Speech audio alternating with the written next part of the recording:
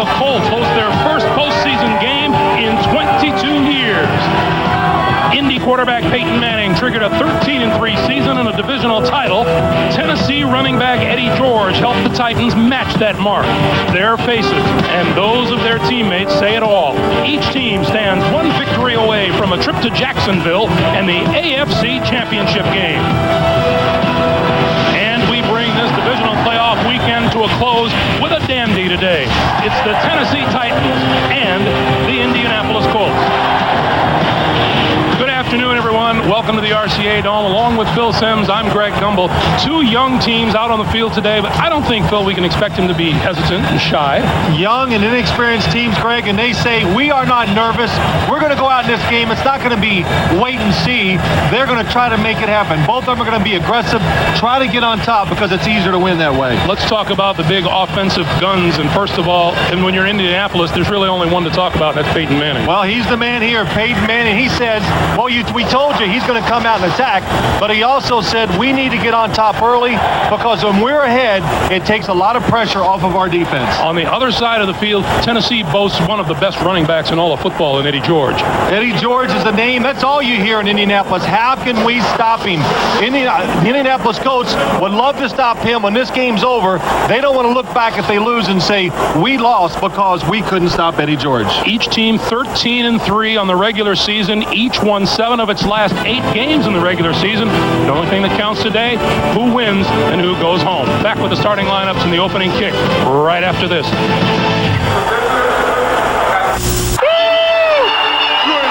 Shannon Sharp, please. He's always talking trash. You're paying, baby! He's always trying to get inside your head. Seahorn, you don't know your elbows from your... And sometimes he can get downright nasty. I bet you pay transaction fees on your mutual funds. Your mama pays full commission. You know how to calculate a PE ratio? When we created a smarter kind of investment firm, How diversified is your portfolio? we created a smarter kind of investor. You can't even spell Dow Jones. Okay, guys, let's get this right. To calculate a PE ratio, you divide the stock price. So in conclusion, I'd like to thank you, shareholders, for taking the time to attend. Excuse me, Yes, this is Mr. Matambo. Looking at your annual report, page 16, can you explain the implications of floating your long-term debt in a potentially inflationary economy? When we created a smarter kind of investment firm, Do you know anything about inventory valuation? we created a smarter kind of investor. 56,127 is capacity here at the RCA Dome. It sounds like twice that here today. Let's check in on the sidelines with Armin Katayan. Armin. Thanks, Greg. I'm with Jeff Fisher, head coach of the Tennessee Titans. Jeff, last week you really were talking about a low-scoring struggle with Buffalo. How do you envision today's game? Well, this game's going to come down to blocking and tackling, and probably the team that's able to protect the football and not turn it over is going to have the best chance to win. I'm excited for our players. They had a great week. They're ready to play. We understand the challenges that our defense is going to face with their offense, and our offense is going to have to move the ball and score some points. All right, good luck. Greg, back to you. All right, Armin. Fourth and final game of this weekend's action. And if we get half the points some of these other games have gotten, we'll be happy, Phil. Ready to kick it away for the Tennessee Titans is Al Del Greco. Number 80, Terrence Wilkins, will take the kick from the 2. Trying to get outside, penalty marker flies, 30, 35, another marker as he crosses the 40-yard line, and Damon Sidney makes the tackle. Johnny Greer is our referee today.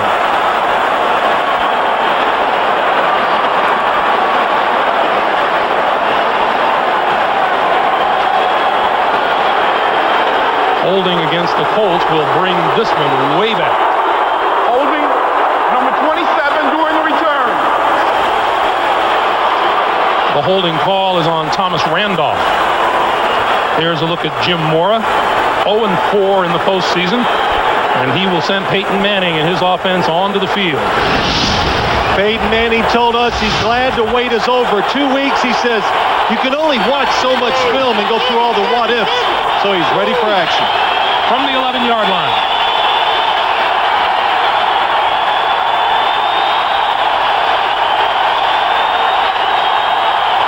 Play clock down to 1. And Manning will throw. Under pressure, throws down the far sideline. Incomplete, almost completed to E.G. Green. And a marker down on the far side of the field.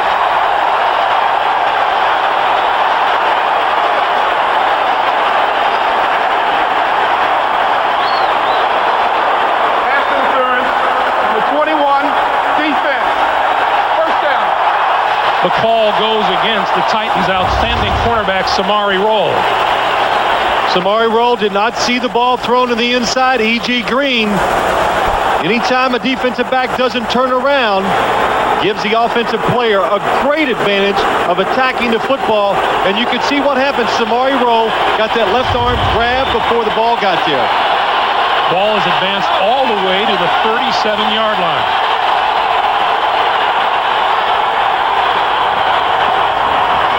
Edgerrin James back to the line of scrimmage and not much more.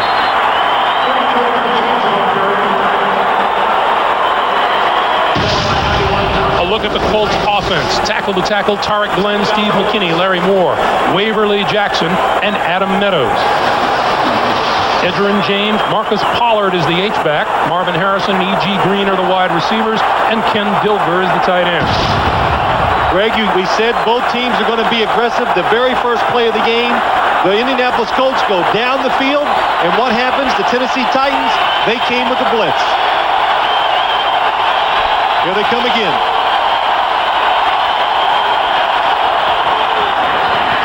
Manning throws. That ball is incomplete and almost intercepted. Intended receiver Marvin Harrison, number 88. Well, Jeff Fisher, the one thing he said, we are not going to come back and sit back and wait. We are going to attack. Tennessee's defense, Javon Curse, Josh Evans, Jason Fisk, and Kenny Holmes. Robinson, Wortham, and Joe Bowden are the linebackers. Kennard, Walker, Samari Rolle are the corners. Marcus Robertson, Blaine Bishop are the safeties. 3rd and 10, 4 wide receivers for Manning and the Colts.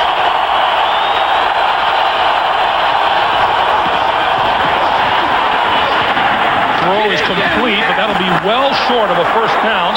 The pass completed to Terrence Wilkins.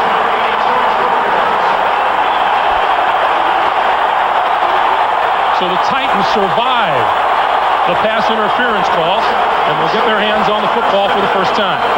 Well, Greg, anytime you're a visiting team coming in here, playing the team that's had the week off, that's got all the emotion, the adrenaline on their side, if you stop them, that first series, which they've done, that's a big lift for your football team.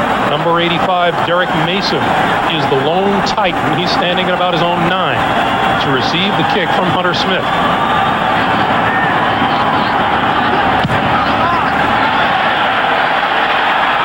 Catch called for and made at the 7-yard line. When we come back, Steve McNair and the Tennessee Titans will take their first turn on offense. Eyes of a puppy dog, lips made. The RCA Dome here in Indianapolis, alive and kicking, and Steve McNair will have to deal with that noise as he takes the offense onto the field. You look at his numbers. Missed 5 weeks with back surgery this season. Came back strong and a much better performer at home than on the road.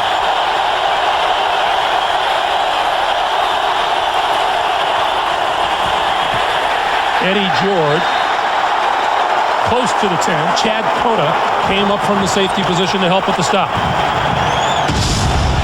The Tennessee offense looks like this up front. Brad Hopkins, the great Bruce Matthews, Kevin Long, Benji Olsen, and John Runyon. Eddie George and Lorenzo Neal in the backfield. Yancey Thigpen and Kevin Dyson are the wide receivers, and Frank Wycheck the tight end.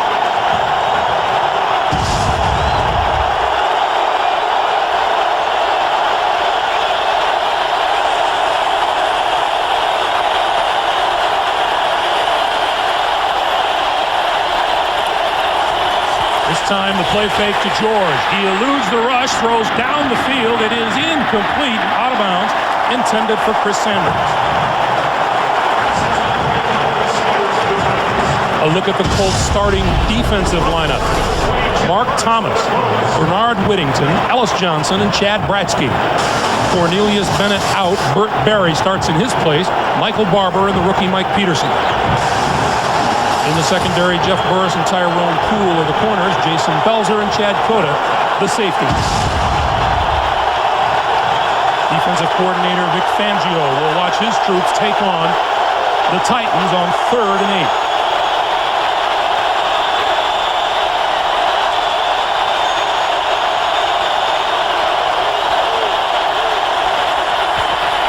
McNair flips it out to George, who can't hold on. It's incomplete, and there's a penalty marker down in the secondary. Delay a game. The play clock went down to 0. The crowd noise affected the offense of the Titans.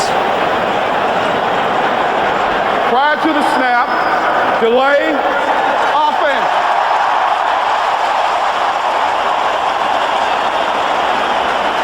The Tennessee Titans know the crowd noise. Jeff Fisher says, I know it's going to be a problem. There won't be much checking off. But that time they changed the play. And when Steve McNair stands up and shakes this little finger on both hands at everybody, that lets them know I'm changing the play. Be alert.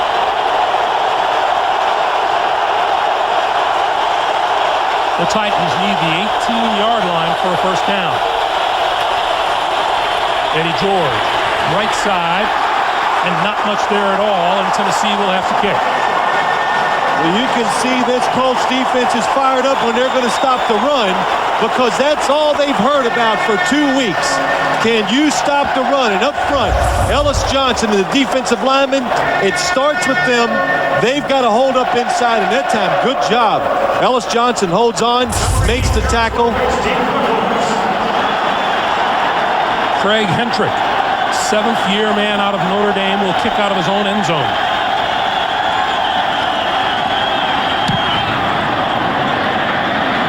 Terrence Wilkins from the 35.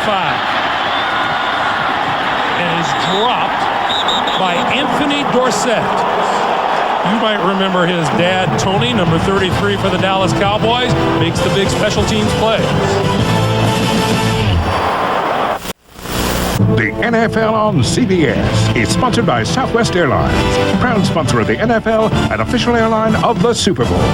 Chevy will be there. And by Budweiser, the beer with the fresh, clean taste that's never filling. Pretty nice day here in Indianapolis, and today's aerial coverage provided by Southwest Airlines. Second offensive possession for the Indianapolis Colts. They have the ball first down at their own 35-yard line.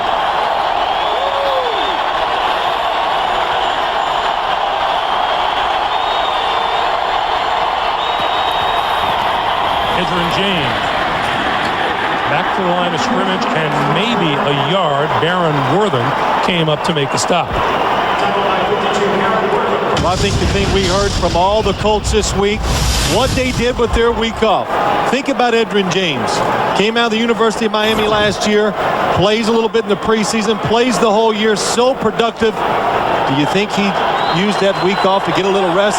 Jim Moore, Peyton Manning, they all said he looks quicker, he looks fresh, should be more productive because of that. James again, left side this time, out across the 40 to about the 41-yard line. It'll be 3rd and 4. Well, when you watch this Colts offense, Peyton Manning, of course, he heard so much about the pass rush of the Tennessee Titans. There's Tom Moore, the offensive coordinator. Peyton Manning says, I know how we take care of that pass rush. We got to run it up in there and be productive, running the football inside, because that's where Tennessee is going to make him run it. Inside. Don't let Edgerrin James get outside on the running plays. Manning from the shotgun. Here comes the blitz.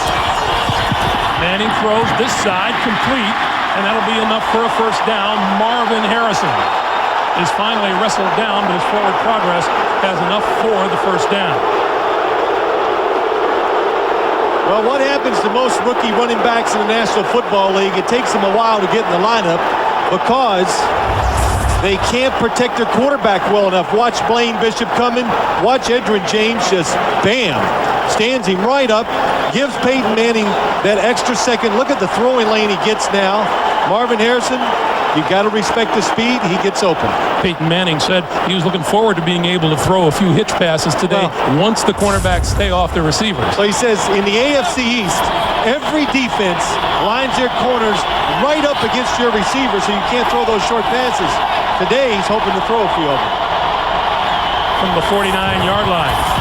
The fake, the handoff, throwing, far side, complete, first down and more, turns Wilkins. And a loose football. It doesn't appear that it's going to be given to the Tennessee Titans. Dane and Sidney came up with it, but after the ball was ruled down. That's a 14-yard pickup. I could not see from here. I couldn't see if the official pointed it down. Let's watch play action fake, single coverage on the backside. Completed to Indianapolis. The ball was fumbled. The defensive player touched the ball while out of bounds. We have a first down, Indianapolis. Just as Johnny Greer explained it, you saw how it happened. Let's watch Terrence Wilkins.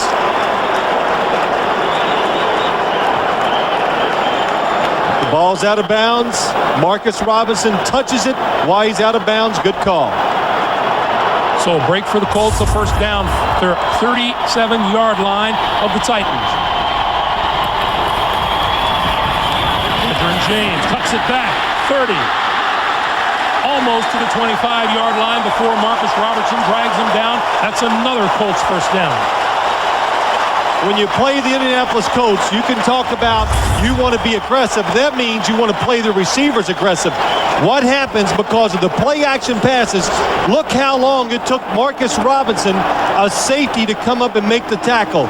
Why? Because he has to stay back there and make sure it's not going to be a play-action pass behind him for a touchdown. So it takes him a while to get to the running back.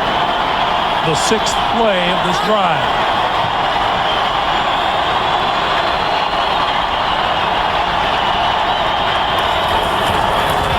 Manning, quick drop, gonna go deep, and overthrows Marvin Harrison down the near sideline.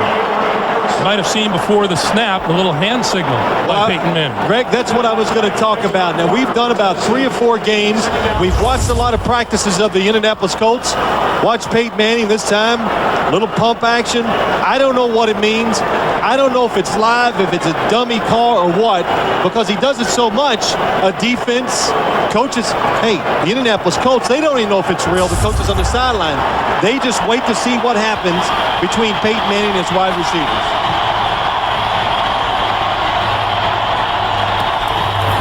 Second and 10, James up the middle to about the 28.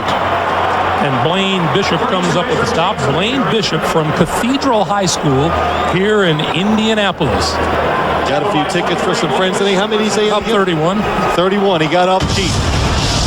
You grow up in this area, you expect at least 50 friends to come and watch you play. Well, you get the better you get in the NFL, the more friends you have. But Blaine Bishop, what a tough job he has today. Let's see, Blaine. Tackle Edgerrin James on the runs and don't get fooled by any play-action passes.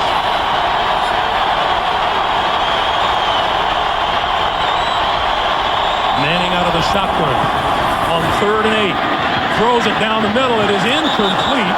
Thrown behind Edgerrin James, and Marcus Robertson had a hand on it. Well, that was a case in point. Edgerrin James reading the defense one way. He thought it was supposed to take him to the middle. Peyton Manning says, no, you're supposed to stay up the seam. And we've seen twice already, because Peyton Manning likes to anticipate the throws. We've seen the ball touch the defensive player's hands twice. Jeff Fisher says we'll have at least 4 chances to intercept passes. The NFL's leading scorer on the regular season, Mike Vanderjagt, with 145 points. We'll try this one from 40 yards out. That'll be good with plenty to spare. 7 minutes, 13 seconds remain here in the first quarter. Indianapolis draws first blood.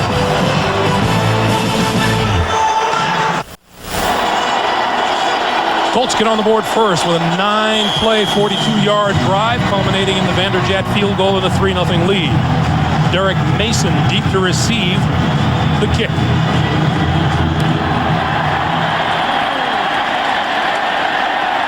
Couple yards into the end zone, and Mason will not run it out. So Tennessee will take over 1st and 10 from their own 20-yard line. While we have a moment tonight on CBS, don't miss the special premiere of an extraordinary new drama about the power of courage and the rewards of sacrifice. Blair Underwood and Vivica A. Fox star in City of Angels. Special premiere tonight at 8, 7 Central on CBS. Greg, as we get going, you look at this Indianapolis defense, you hear so much about it. They can't stop the run. You talk to coaches when they play them. Well, they don't cover the pass real well. The one thing they made clear to us this week, they are not going to lose this game letting Eddie George run the football. Steve McNair is going to have to win it for him. Eddie George, hole up the middle, 30, 35-yard line. It'll be a 1st down for Tennessee. Chad Cota made the stop. That's 15 yards. The one thing Tennessee loves to do on offense, they like draw plays and screen plays. This time it looked like pass. No attacking by the Colt defense. You saw the hole, the good blocking inside by the Tennessee offensive lineman. Good job of blocking by Kevin Long, the center. Eddie George racked up 106 tough yards rushing against Buffalo last weekend.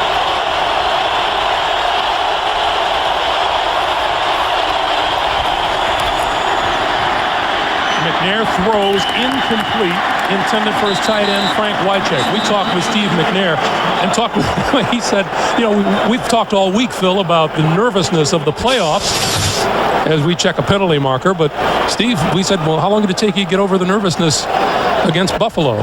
He said he was nervous the whole game. Never got over it. And Greg, when I looked at him and we were talking, I thought it was interesting he said that, but I understood why.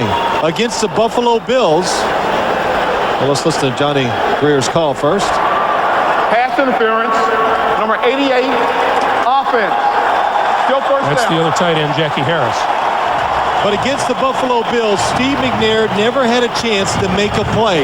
He never broke the pocket and scrambled for 15 or 20 yards. He never threw the football down the field to get himself, to feel good about himself, to get loose. That's how a quarterback gets loose. They need some positive reinforcement. He didn't get it last week. You know, Jeff Fisher told us he would make sure Steve McNair got off to a good start to get him in the flow of the game. It's a 1st and 20 for the Titans. George picks his way through the left side out to the 30, maybe the 31-yard line. Another thing about Steve McNair, and boy, could Jeff Fisher have been more outspoken about this? He says he's simply one of the toughest football players he's ever been around. One of the toughest he's ever been around. Les Steckel, the offensive coordinator. Now, Steve McNair has this injury called a turf toe, and you think, well, there's Les Steckel, the offensive coordinator. His right toe is twice the size that it normally should be. He doesn't complain. He just goes out there and does his job. Players to the right side. George sidesteps a tackler, falls forward across the 35 to about the 37-yard line. Well, this is one thing I think the Tennessee Titans do very well. You heard me say they love draws and screens, catch the defense off guard, but also they do a good job of just getting the ball into the hands of their playmakers, guys like Eddie George, Frank Wycheck, and what they've got to do, they've got to find a way to get number 82 into the game, Yancey Thigpen, by far their best wide receiver. 8 yards for a 1st down if Tennessee wants to hold on to the football. Blitz. McNair gets rid of it, complete, and Eddie George across the 40 to the 43-yard line. He's still a couple of yards shy of a 1st down. Greg, I've said so many times, blitzing, it's all about timing. And number 47, Billy Austin, comes right from the middle. Watch him come into your screen. There he is. Times the snap of the ball perfectly. Look at that. Nobody lays a hand on him. The Titans are lucky they just had a screenplay on. So number 80, Terrence Wilkins, standing at his own 12-yard line. Wilkins has a 39-yard punt return for a touchdown this season, as well as a 97-yard kickoff return. Lets it bounce at the goal line, and it goes into the end zone. Titans came close to downing the football. They come up short. The clock is stopped with 4:01 to play in the first quarter. It's the Colts by 3. The NFL on CBS is sponsored by Blue from American Express, a whole new kind of credit card, and by Merrill Lynch. Be bullish.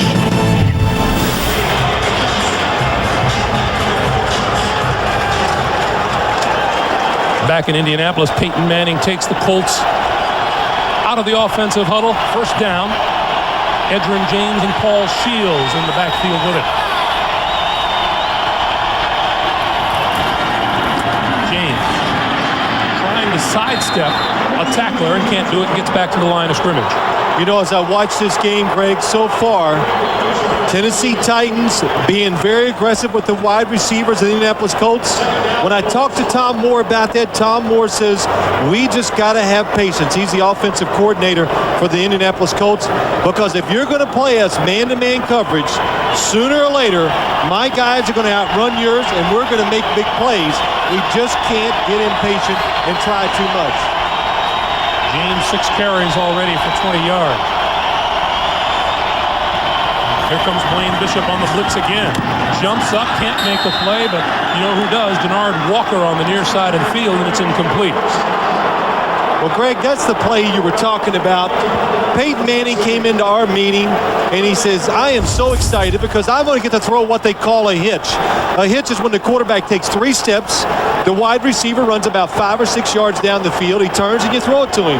Well, all that excitement, it's not that good, is it? Maybe it may be down the drain now. Colts just 1 out of 3 on 3rd down, looking at a 3rd and 10.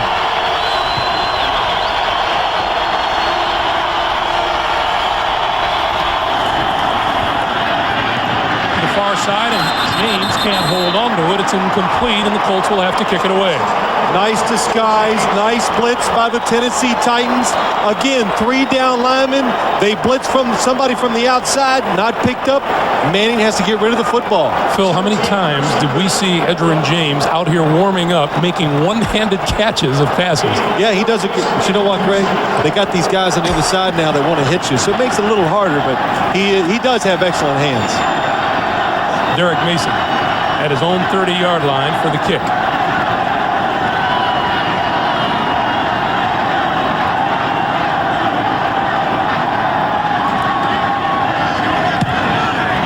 End over end, going to bounce. And Mason isn't going to have anything to do with it. Inside the 25 to the 23-yard line. And for a bad kick, that's a pretty good punt. 57 yards and no return.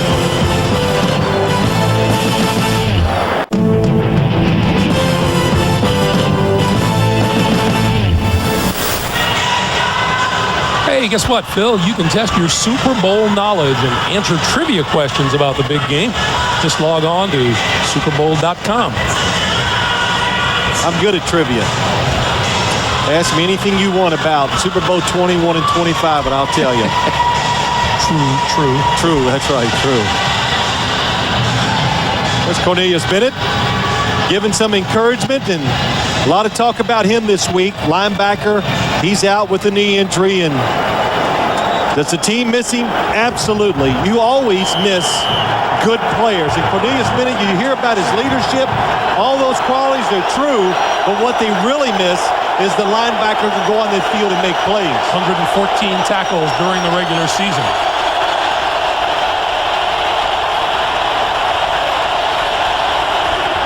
Quick pass by McNair, far side. And Yancey Thigpen is out of bounds, close to the 30-yard line. Well, I was just getting ready to say, when are they going to find a way to get Yancey Thigpen into this game? And that's one way to do it with a screenplay. As you watch at home, they are daring, the Indianapolis defense is daring Tennessee to throw it down the field. To see the strength, nice straight arm. Man coverage on the outside, no help. Everybody's inside trying to stop the run.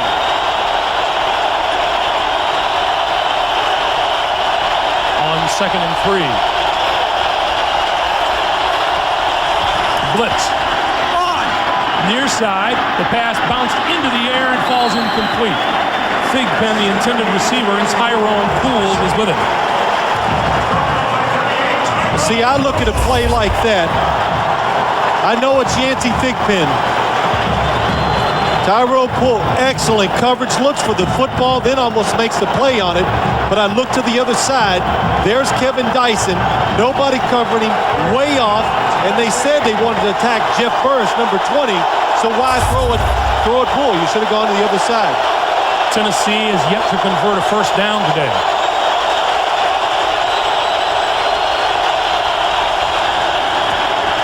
McNair with time, and now he runs out of it. Throws complete out to the 35. And that'll be enough for a first down, and that's Thigpen. Nice pass by Steve McNair. Remember what he told us the other day?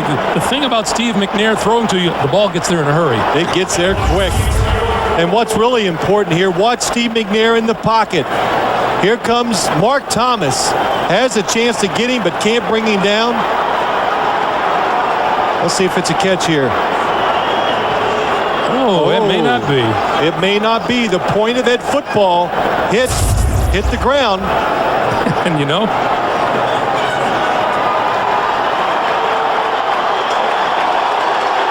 personal foul, face mask, number 20 of the defense, after the catch, will penalize 15 yards, first down. You know, I wouldn't be surprised to see this challenged. In fact, Jim Mora just did that because Vic Fangio is sitting in the booth next to us. You could hear him yelling as soon as he saw the replay. Well, I hear some yelling going on your right, Greg, from the coaches.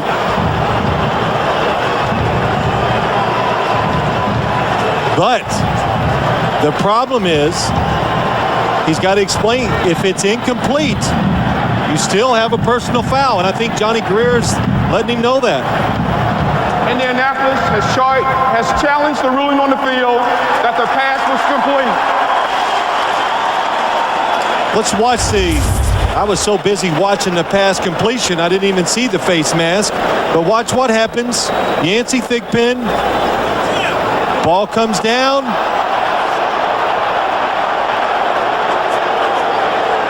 So the fans are obviously in favor of it.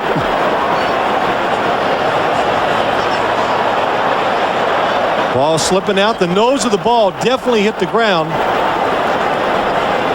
He does not have complete control of it. So Johnny Greer has gone to watch television for a little while. Yes. I was going to say, though, when we saw Mark Thomas going in the backfield and trying to sack Steve McNair, we hear so many. We heard it from the Colt players and the Titan players. This is not a quarterback. This is a running back. He is a big, solid, tough quarterback. Hard to bring down with arm tackles. Let's look at it one more time. Well, Greg Gumbel, what do you think? Oh, that's an incomplete pass, Phil. Okay. That might be good. You might get one right here. You know, talking about the size of Steve McNair, we were talking with O'Neal Griffith, the linebacker coach for Tennessee, and he says, Steve McNair and Eddie George, they're bigger than all of my linebackers. Yeah, Tennessee does have a few. After reviewing the play, the pass was incomplete. The personal foul will still be enforced from the 30-yard line, and it's Indianapolis ball, first down from the 45. But the first down comes from the personal foul. Here's the incompletion. You know, Greg, this is a good challenge by Jim Moore because the coaches up here, they saw it, they knew it, so they gained those yards. Let's watch the personal foul. Oh, Jeff Burris fooled on the pass route by Chris Sanders. So he sticks that hand out, catches some face mask. I guess the coach has to ask himself, is the yardage worth the timeout that he would risk? But no, he doesn't get the timeout because it's incomplete. I think Jim Moore was sure after he heard his assistant coaches that he would gain 8 yards back, and yes, that's important. Challenge anytime you can gain yards. McNair, deep drop, throws, far side, has a man, that's complete. Kevin Dyson is out of bounds at the 40-yard line, and it's a first down. Well, that's one thing that Tennessee knows they're going to get in this game. They're going to get single coverage outside because everybody's inside trying to take care of Eddie George. And when we watched Tennessee practice this week, they threw this pattern, the play action fake, what you would call a deep comeback on the outside, many times because of these situations, and it worked that time. Kevin Dyson. What was he called? The media darling this week from his winning touchdown run against the Buffalo Bills. Eddie George straight ahead for a couple to about the 38-yard line. Belzer and the rookie Mike Peterson with the stop. Now see, Steve McNair did a good job shaking off the rush on the third down play. But that last play, that long throw for the first down to Kevin Dyson, that should really get him into the flow of game, make him feel better as a quarterback, knowing now that he can look down the field, see what's happening, and try to make plays. Coming up on a minute 10 to play here in the first quarter.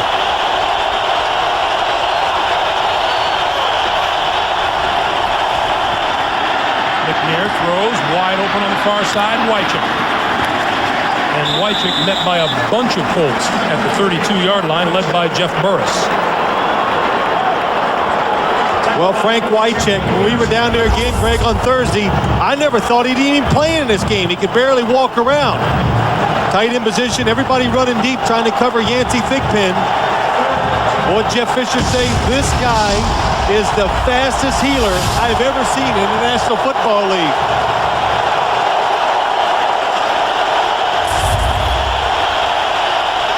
Here comes the crowd.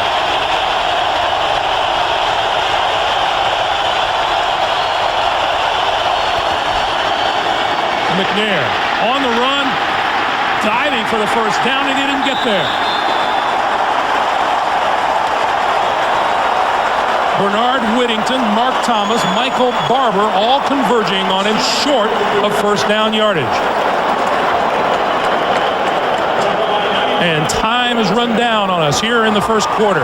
We've played 15 minutes, and we're coming back for more. 3-0 Colts, Titans on the move.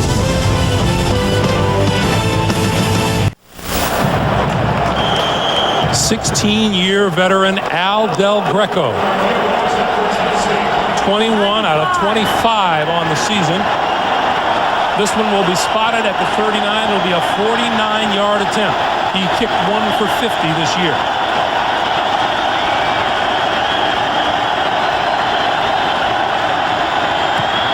For the tie. And it's good. So the Titans come back and get 3 points on the board. Early moments of the second quarter, and we're all tied at 3, and we're coming back to Indy after this.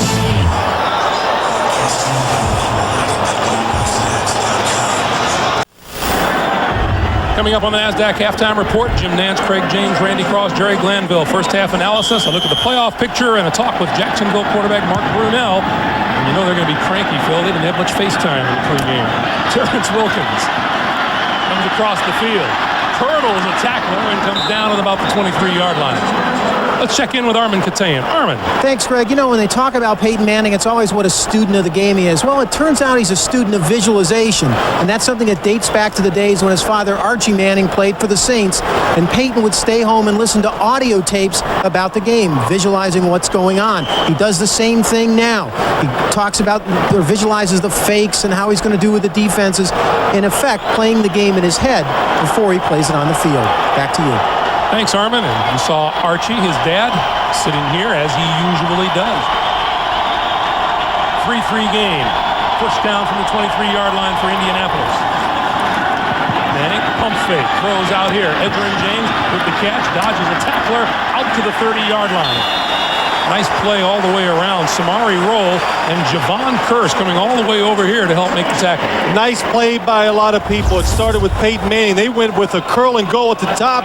It was not open. He turns all the way to the left side and finds Edgerrin James, makes some people miss, get a positive gain out of it, and there he is, Javon Curse. Haven't heard from him yet today, but I'm sure we will before it's over. Edgerrin James and Javon Curse, old friends in the same area of Florida. 2nd and 2. James, right side. Oh, takes a hit as he approaches first down neighborhood. Blaine Bishop and Marcus Robertson coming up. What a good job by this Titans defense. Now, you know, they are worried about it down the field, play action, but here they come on the blitz. Marcus Robinson, nice tackle. Blaine Bishop. There's Javon Curse, number 90. Well, he's coming inside on the stunt, so it's not what you think. Ken Dilger brings him down inside because those safeties were coming outside to make the tackle. Close enough for a measurement. This looks to be about a yard shy. And it is. You must have your binoculars out today. Of course, you said it when they stretched the chain over the ball. You're supposed to, like, predict. Timing is everything, Mr. Sims. So it'll be third down. I'm sorry. You know, as I look at these coaches today, I look at Jeff Fisher. We talked to him yesterday. He says, we're coming in here, we're loose. We expect to win this game. Neither team been burning up the third down opportunities today. Edgerrin James. He didn't get there. A fired up Titan defense led by Henry Ford, number 92, and Doug Coleman, a linebacker out of Nebraska. Well, the Titans playing run all the way. They just manhandle the line of scrimmage. Send more people than Indianapolis can block. They stop Edgerrin James short of the first down, and that's something that's different for the Indianapolis Colts. They've been in third down situations fewer than any team in the National Football League this year. Derek Mason standing at his own 21 for the punt from Hunter Smith.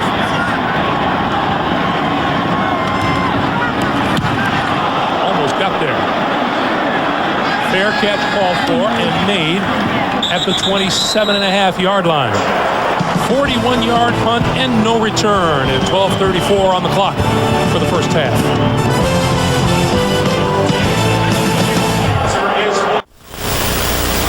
The NFL on CBS is sponsored by GMC.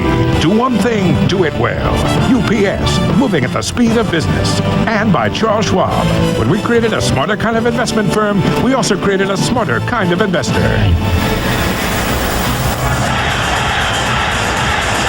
Greg Gumbel, Phil Simms, Armin Katayan, and the rest of our ace CBS sports crew here at the RCA Dome in Indianapolis. 3-3 tie and not much offense so far by either side.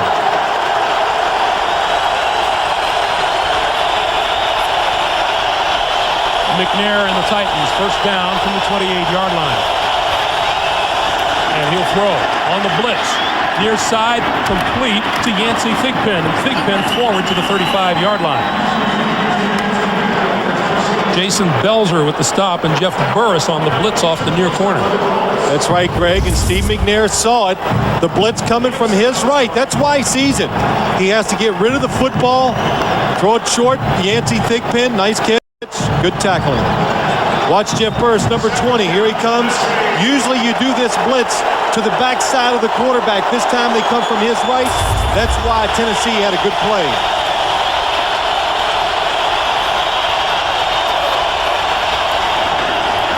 Eddie George tries the left side, looking to turn the corner and diving for the first down marker. Well, that's something that Tennessee, I think they do very well. They stay with their running game, but watch as Eddie George comes to its left. It looks like it's going nowhere. Nowhere. A lot of defenders. And Eddie George with his size and just a consistent effort by the offensive line up front, he falls forward and gets a lot of 3-yard gains out of nothing. Look at the numbers on George, who goes 6'3", 240 pounds.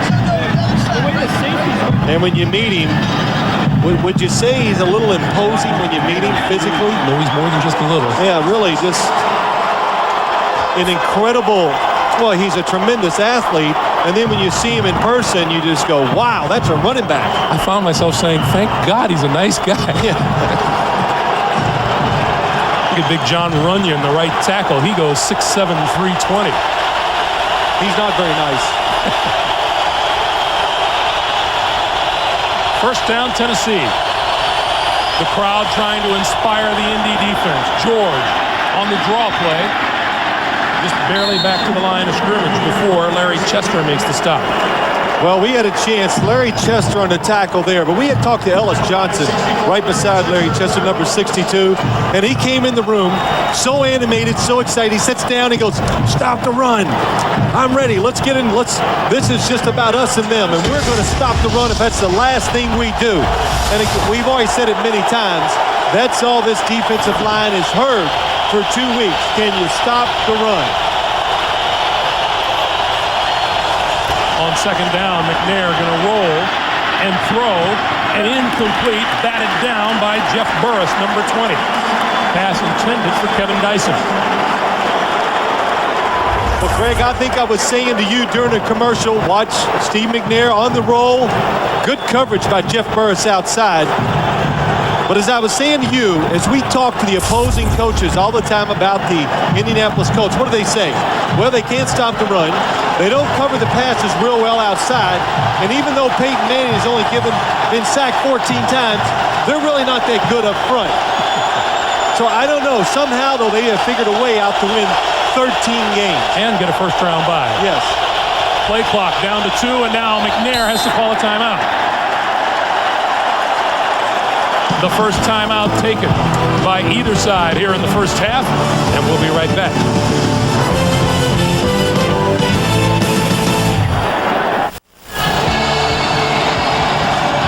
I think this crowd is excited about a third and long situation for the Tennessee Titans. Before the game, they were so loud, I swear it was giving me chills. Get you excited. 4 wide receivers, and McNair from the shotgun. Throwing to the near side, incomplete, intended for Thigpen.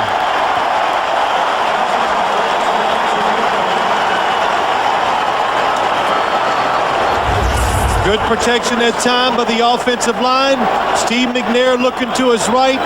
Yancey Thigpen, but doing the smart thing, being very careful with the football. Don't take a chance. The way the game is going, 3-3, a turnover could really change things. So good play by Steve McNair. Speed burner Terrence Wilkins back inside his own 15-yard line. High floater, and a fair catch is called for and made at about the 14-yard line. Monday on CBS, the King of Queens has a reunion with his old football buddies. There will be food, fun, and lots of surprises. An all-new King of Queens Monday on CBS. Now, you know, when a bunch of old football buddies get together, there's one thing that I know will be there, and that's a lot of lying. Remember how good I was? I was great, and you were... We're always better when you get done playing the game. Yeah, but you have the film to prove it. No, not really. I have to search hard for it. From the 15-yard line. Edgerrin James, right side and room to run. Across the 25, out to the 29-yard line, and a first down.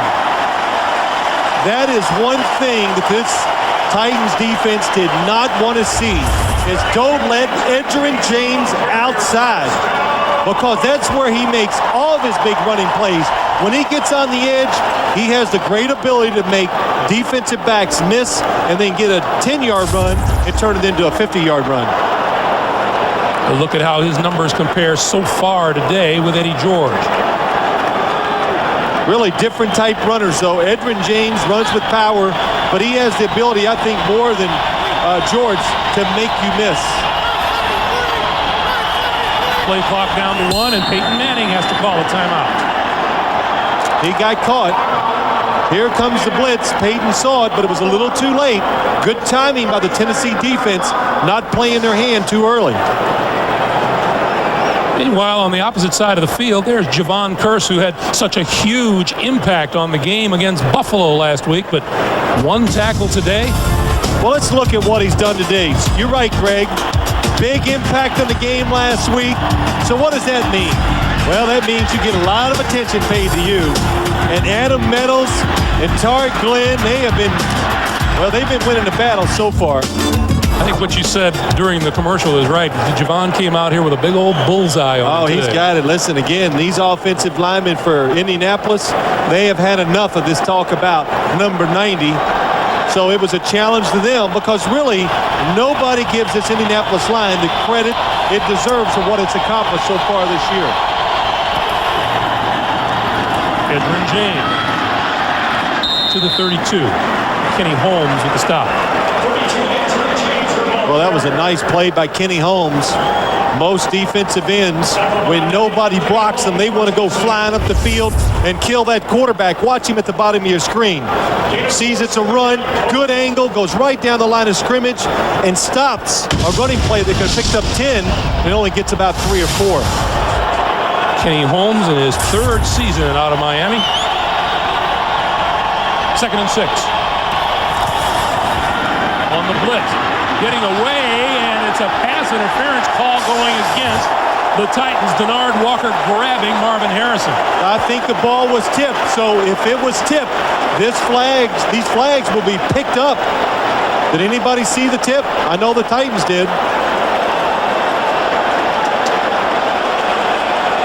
I'm pretty sure it got tipped too, Greg, just from watching it. Pass interference. Defense. First down. Well, not one official says so. Let's go back and look. Well, let's watch a blitz again. I tell you, Tennessee getting after it up front. You know what? It's the pressure by the. Oh yeah, it's just the pressure that causes the errant throw and the bad throw. Good job by Peyton Manning, just getting rid of it. First down, Colts at the Indianapolis 45. You're starting to understand why he's so hard to sack. Manning pump fakes to the far side, throws down the middle, wide open, diving catch inside the 25-yard line is E.G. Green. And he's holding his right knee. E.G. Green back in the starting lineup. Not even the primary receiver on the play, right? Peyton Manning looks way outside, no. Comes back to the inside, let's see the hit. Oh yes. The leg is up in the air. And Marcus Robinson, number 31, comes over and makes a hit. Watch his right leg. It's up in the air. Boom, gets a little whiplash. What a catch. And a good job of staying alive when you're not the primary receiver. 33-yard gain, and he is still down. Yeah, Greg, when you look at that play, think of the force that his leg hit Marcus Robinson. That's got to hurt.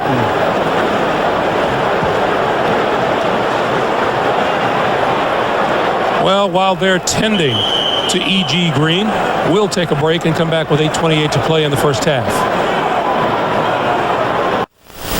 The NFL on CBS is sponsored by Allstate. You're in good hands with Allstate. And by American General Financial Group. Live the life you've imagined. Remind you once again, today's aerial coverage is provided by Southwest Airlines. E.G. Green is still down on the field and being tended to. And let's go back to the play. Well, let's take a look at it. First off, very nice move by E.G. Green. Fakes a little out route, goes up inside. Samari Rowe way behind him, but you can see the right leg goes up in the air, and the hard hit by Marcus Robinson. What a nice catch. But you got that little whiplash effect when you put that leg up in the air, and he knows right away when he laid down there, he grabbed his right leg, and they're attending to him now. E.G. Green in just his 2nd season out of Florida State. Well, he's smiling there, which makes you feel good. Peyton Manning was really kind of excited to have him back in the starting lineup. He just goes, he's just such a good route runner. And we saw, hey, that was a nice route he just ran against Samari Rowe. Nice fake, sold the route. That's why he was wide open down the field. And when you're playing a team like Tennessee, and you got a quarterback like Peyton Manning, you love a receiver who you know you can time up your throws with. It just makes it easy. Let's Let's go down to Armin Katayan. Armin. Thanks, Greg. I'm staring right at the workers as they're working on E.G. They have immobilized his leg and put a plastic sleeve around it. They just finished pumping some air into it to further help the leg be stabilized. Right now, as you can see, they're lifting him very gingerly up onto this cart to take him off the field. Back to you. All right, Armin.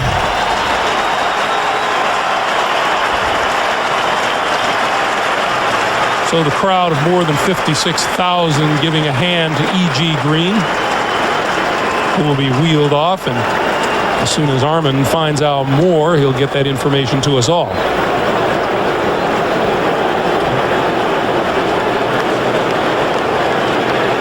Well, the Colts, dynamic throwing the football down the field. They're going to miss E.G. Green, but they have Terrence Wilkins and Jerome Pathon, and of course Marvin Harrison. So they'll still be able to run their 3 wide receiver sets and do whatever they want in their passing game. 78 Tarek Glenn came over, gave him a pat on the head. He shook hands with number 81 Marcus Pollard.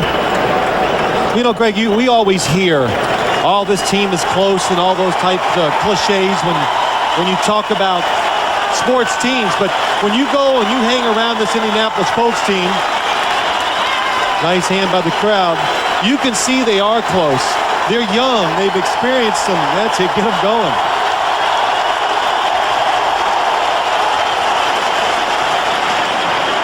Yeah, we could even see it in the playfulness between the players as they came in and out of the room as we were talking to them the other day. Well, back to work. To experience such a bad year last year and turn it around and go 13-3, that'll give you a special bond. More hand signals from Peyton Manning. Rolls, throws, and throws short. Marvin Harrison was going deeper than Peyton Manning thought he was. Did you see Edgerrin James? He had to swivel his head on a swivel, and it's a good thing because that time Javon Curse came right around Tarek Glenn. And if Edgerrin James is not there, it's going to be a sack and a fumble. Watch down here at the bottom. Look at the speed. Edgerrin James coming from the right, turning and going to his left, stops the sack. 2nd and 10. Quick pass, Harrison to the 20. And there is a convergence of hard-hitting bodies. Javon Curse, Jason Phipps. How about that? Javon Curse from the left of the offense comes all the way around, runs by Peyton Manning and makes the tackle on the right side of the field. We have a marker down, and Johnny Greer is going to get all the particulars and tell us about it. Illegal block in the back. Number 81, offense. Still 2nd down. Marcus Pollard guilty of the penalty. You know what happens a lot of times, too, is you run some of these plays. That time was a little screen to the outside. You run these plays, and they really look good during the regular season. You know why? Because you're playing against a lot of teams that are not that good. Then you come into a game like this, a good defense, good players, they stop a lot of those little trick plays. Javon Curse on the sideline, 2nd and long. Mike Jones is into the lineup in place of Javon Curse. On the draw, Edgerrin James, 30, forward to the 26, maybe the 25-yard line before Eddie Robinson makes the stop. That's interesting. We saw Javon Curse over on the sideline taking a breather. Now, what did he say to us down in Tennessee? He goes, you know, it was great, that playoff experience. I was so excited. And about midway during the 2nd quarter, he says, I was on the sideline when the offense is out there. He said, there must be something wrong with me because I'm not even getting tired today. So that just shows you the adrenaline, how excited players get when you get in these playoff atmospheres. From the 25. And whistles blow, and this won't count.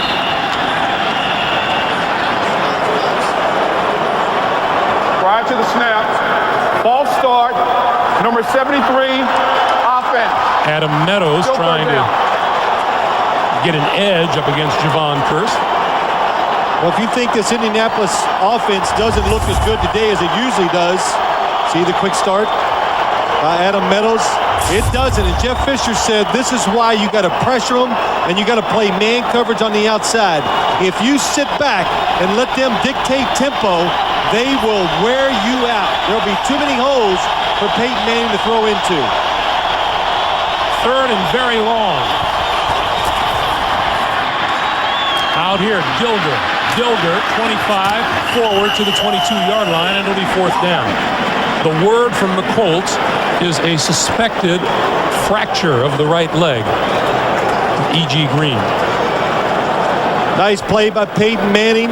Get rid of the football, get some positive yards, make the field goal attempt a little easier.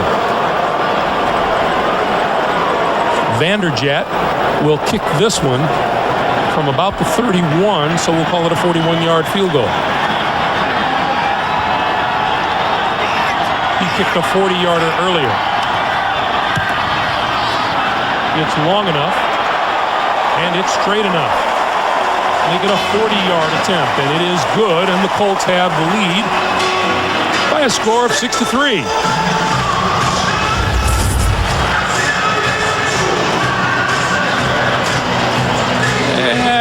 He'll take it. You betcha. Well, Jeff Fisher, you know, he was over there giving the kicker the horns. It just didn't work. You know, putting a jinx on him. Do coaches do that? Sure they do. I like it when coaches yell at the kickers. Because, you know, it's like a forbidden thing. When they yell at them, I go, wow, that's good. Treat them like the rest of the guys. When they mess up, yell at them. Ken Dilger limping to the bench on the near side of the field after having taken that hard hit on the short pass.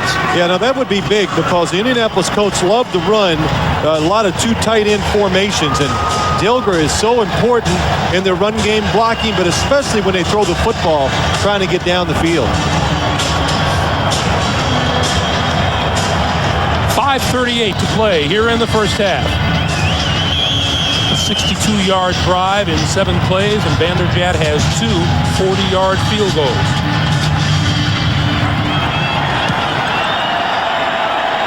Derek Mason from the goal line. 20, 25, 30, breaking through across the 40, across the 45 to the 46-yard line. Tony Blevins and Spencer Reed finally tracked him down.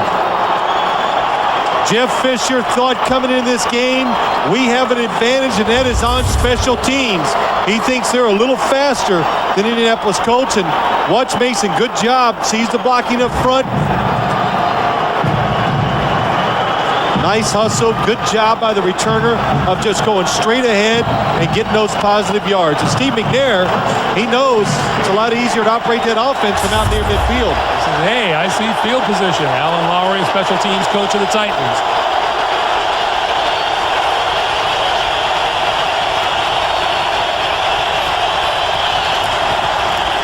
Eddie George to midfield. And Burt Berry in for the injured Cornelius Bennett today. Makes the tackle as you take a look at number 27. Well, that's a little different. The one place Eddie George usually has great success is over the left side, but today doing it right up the middle, a little better than the other sides.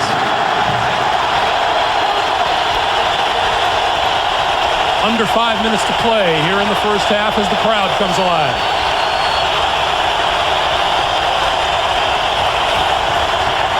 McNair, shovel pass, incomplete. That pass intended for Frank Wycheck. Phil, that looked pretty ugly.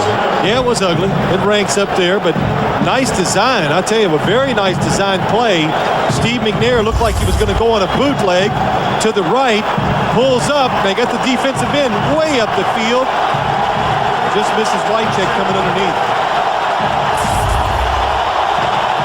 That had everything except a birthday wrapper on it. Not much yardage at all here in the second quarter for Tennessee. 3rd and 6. Play clock down to 3, to 2, to 1, and he barely gets it off. On the draw, McNair, first down yardage, 35, 30, and out of bounds at the 20-yard line. In addition to being the quarterback, Steve McNair is another running back in the backfield. That's 29 yards and a first down. Well, Greg, that's one of the reasons why he can stay in there and still be the quarterback is his ability to run the football. And that time, defensive linemen rushing the passer, all the defensive backs trying to cover the receivers. Nobody accounts for Steve McNair. That's why you see such a big game. First down from the 20. A look at McNair's number.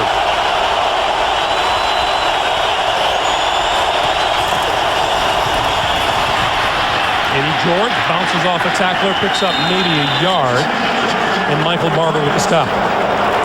Well, we had a chance, Greg. The other day you were saying we were talking to Eddie George, and I say, how did you feel after the Buffalo game? And again, very honest with his assessments of it. He says, I'm glad we won the game, but I am not satisfied because I didn't play well. I didn't think we played well as a team, so he wants to get that change by coming in here today and having a good game.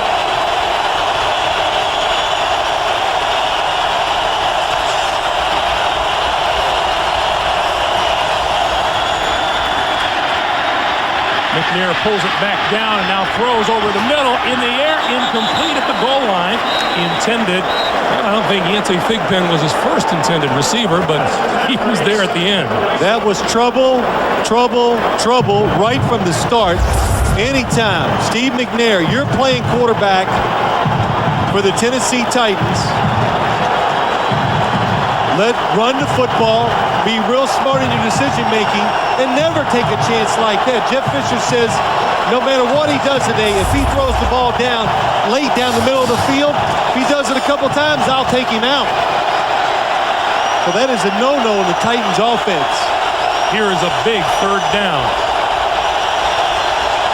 Third best red zone offense, and McNair has to call a timeout with the play clock again winding down. That leaves Tennessee with one timeout remaining here in the first half. Friday on CBS, action, romance, adventure. TV Guide says Now and Again puts it all together and adds up to one of the smartest shows on television. It's time for Now and Again, Friday, here on CBS. Sounds like your life.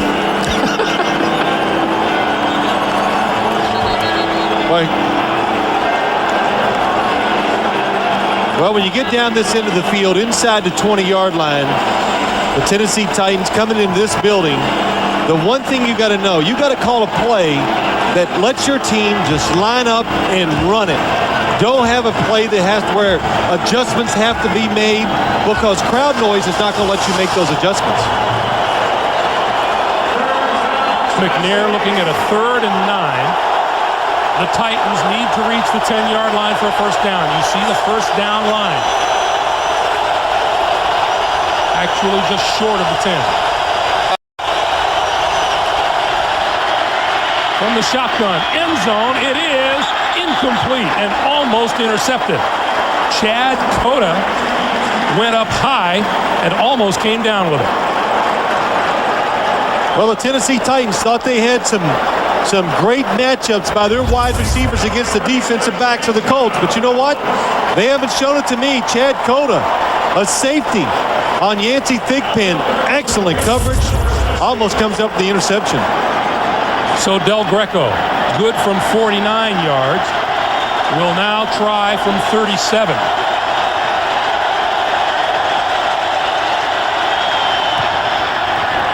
And it's good. So for all the offensive powers that are in the stadium today, we've had 4 field goals and a 6-6 tie. I like it. It's exciting. It's nervous. It makes me nervous because what you can see is that it's just hard for any team, either team, to execute against the other defense. Both defenses, good game plans, a lot of emotion, and they are attacking. They're not sitting back trying to react what the other team is doing. They're just going after them and dictating the pace of play. Yeah, the 6-6 tie doesn't mean that the teams are laying back and not trying to accomplish anything. Hey, these offenses, believe me, they're trying. Even Tennessee, I think, has been a little more aggressive in their play calling today. It's just that this defense that just couldn't do it. And the Indianapolis Colts, it's been impressive so far here in the first half. That's Terrence Wilkins. We were here in Indianapolis back against Miami in October when Wilkins returned to kickoff 97 yards for a touchdown. Wilkins from the goal line. Tries to turn the corner, gets inside across the 15 to the 18-yard line. Well, the crowd got a little excited because somebody grabbed his face mask and it was not called. So here comes Peyton Manning. Let's see if we can find the face mask on the kickoff return by Terrence Wilkins. Anthony Dorsett, number 33. Well, he touches it. And when you're running as fast as he is running down the field, if you touch somebody's face mask, it's going to make his head move.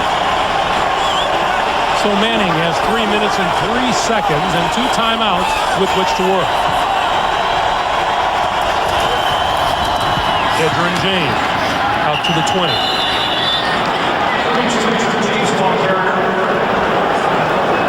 And the clock continues to move. The question is, will Tom Moore and the Colts be satisfied going into the locker room with a 6-6 tie? Well, you got to play the game the way it's dictated to you sometimes, Greg. You know, everybody's going to say, well, they should have been more aggressive. And look, they're trying, the Indianapolis Colts. The Tennessee defense is taking it away. And again, what did we say Tom Moore said? You got to be patient. You just got to wait for your opportunity. And when it's there, take advantage of it.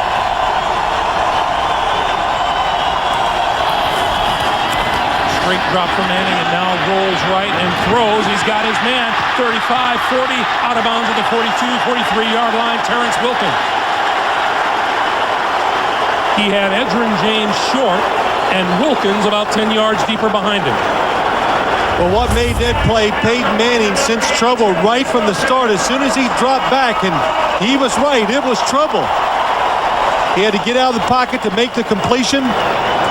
But Terrence Wilkins and Danon Sidney, because of the man coverage, is behind Terrence Wilkins, finally catches up to him, throws him down, and the crowd says, where's that penalty? We've come to the 2-minute warning. 2 minutes to play here in the first half of this playoff game. Tennessee and Indy tied at 6.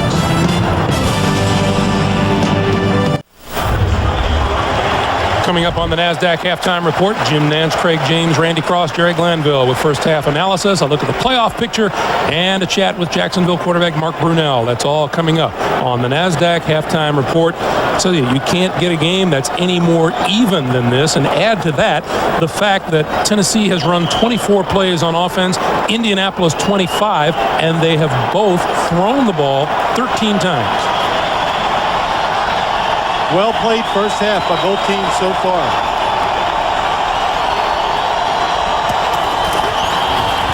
James, nowhere to go on the draw. Samari roll, number 21, there to help with the stop. I got to tell you, probably the most surprising thing that I've seen here in the first half, Tennessee said they were going to come after Indianapolis and be aggressive. And I thought, okay, sure you will, maybe a little bit, but they have been consistently blitzing this Colts offense, and they're doing a good job of it.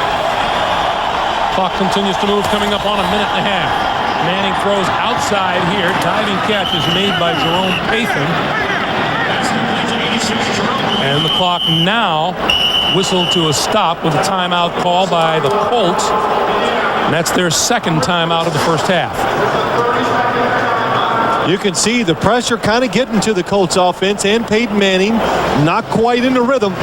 You know, you can't get in rhythm when the other team is blitzing you. It's going to make a quarterback get rid of it just a second before he wants to, and it makes wide receivers, you've got to be real succinct in what you're going to do. Go down there, make a move, look for the ball, and try to catch it and run. You know, in talking to both Peyton Manning and Javon Curse, these guys are old SEC rivals.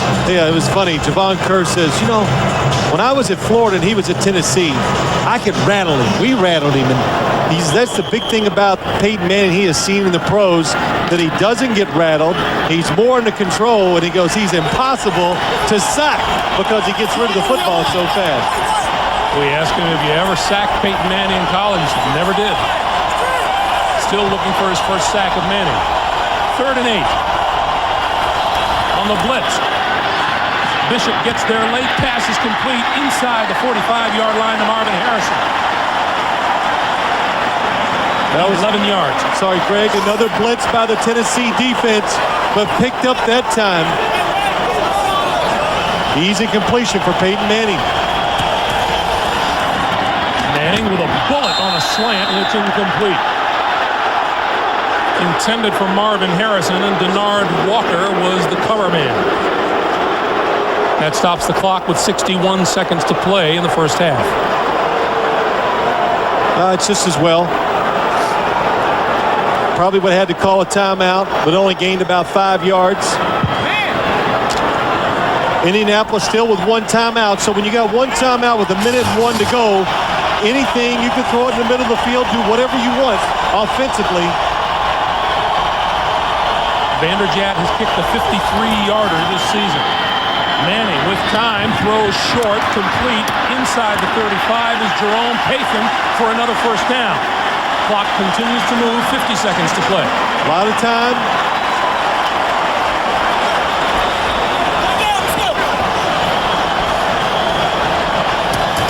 And Manning kills the clock. You know, I think that's the big thing is always as a fan, I sit at home and you hear people yell, come on, hurry. What are you taking so much time for? Trust me, these guys know. They work this formation or this situation so many times. 40 seconds is a lot of time, especially when you have 1 timeout left. Talk to the Buffalo Bills about leaving time on the clock. Oh, I can't bring that up. 2nd and 10.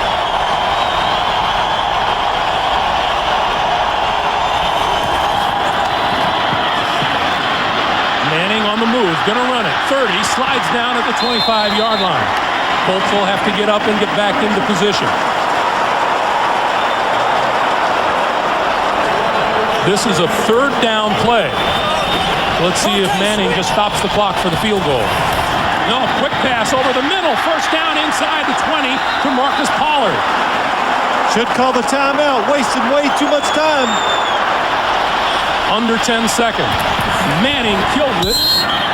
Or did he?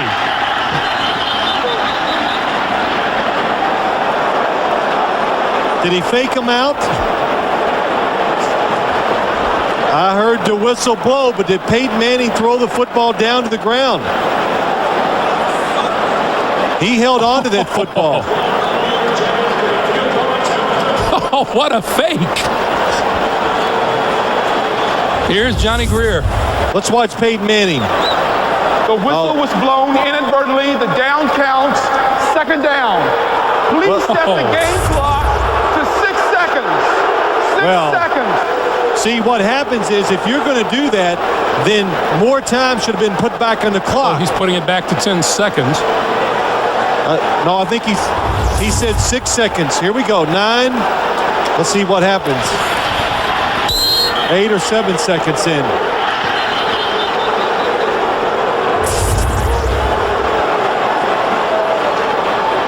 I don't believe I've seen a quarterback do that.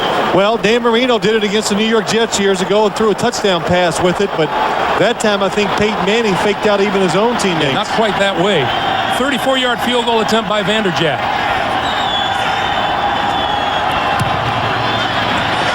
And the kick is good to give the Colts a 9-6 lead.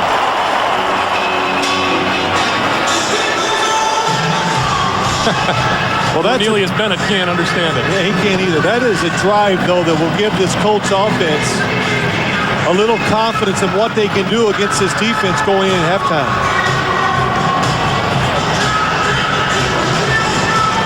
Let's go back to the play where Manning walked up to the line, and everyone felt that he was going to spike the ball to stop the clock. He did not. I didn't think he did, but when I heard the whistle blow, watch the fake. You know what I want to say is he's got way too many moves for a second-year quarterback. That's what I really want to say. He has got everything working. He's got all the tricks. You almost feel like, well, I don't know if you can go to the referee before the game and say, if it ever comes up, be careful of this. Oh, I think Greg, that's a good point. Sometimes when you have a play that could fool the officials, absolutely, you better alert them before the game. And if you got a special play, a flea flicker somewhere, a guy's going to fall down and get up or to try to trick people, you let them know so they won't get fooled and blow that whistle.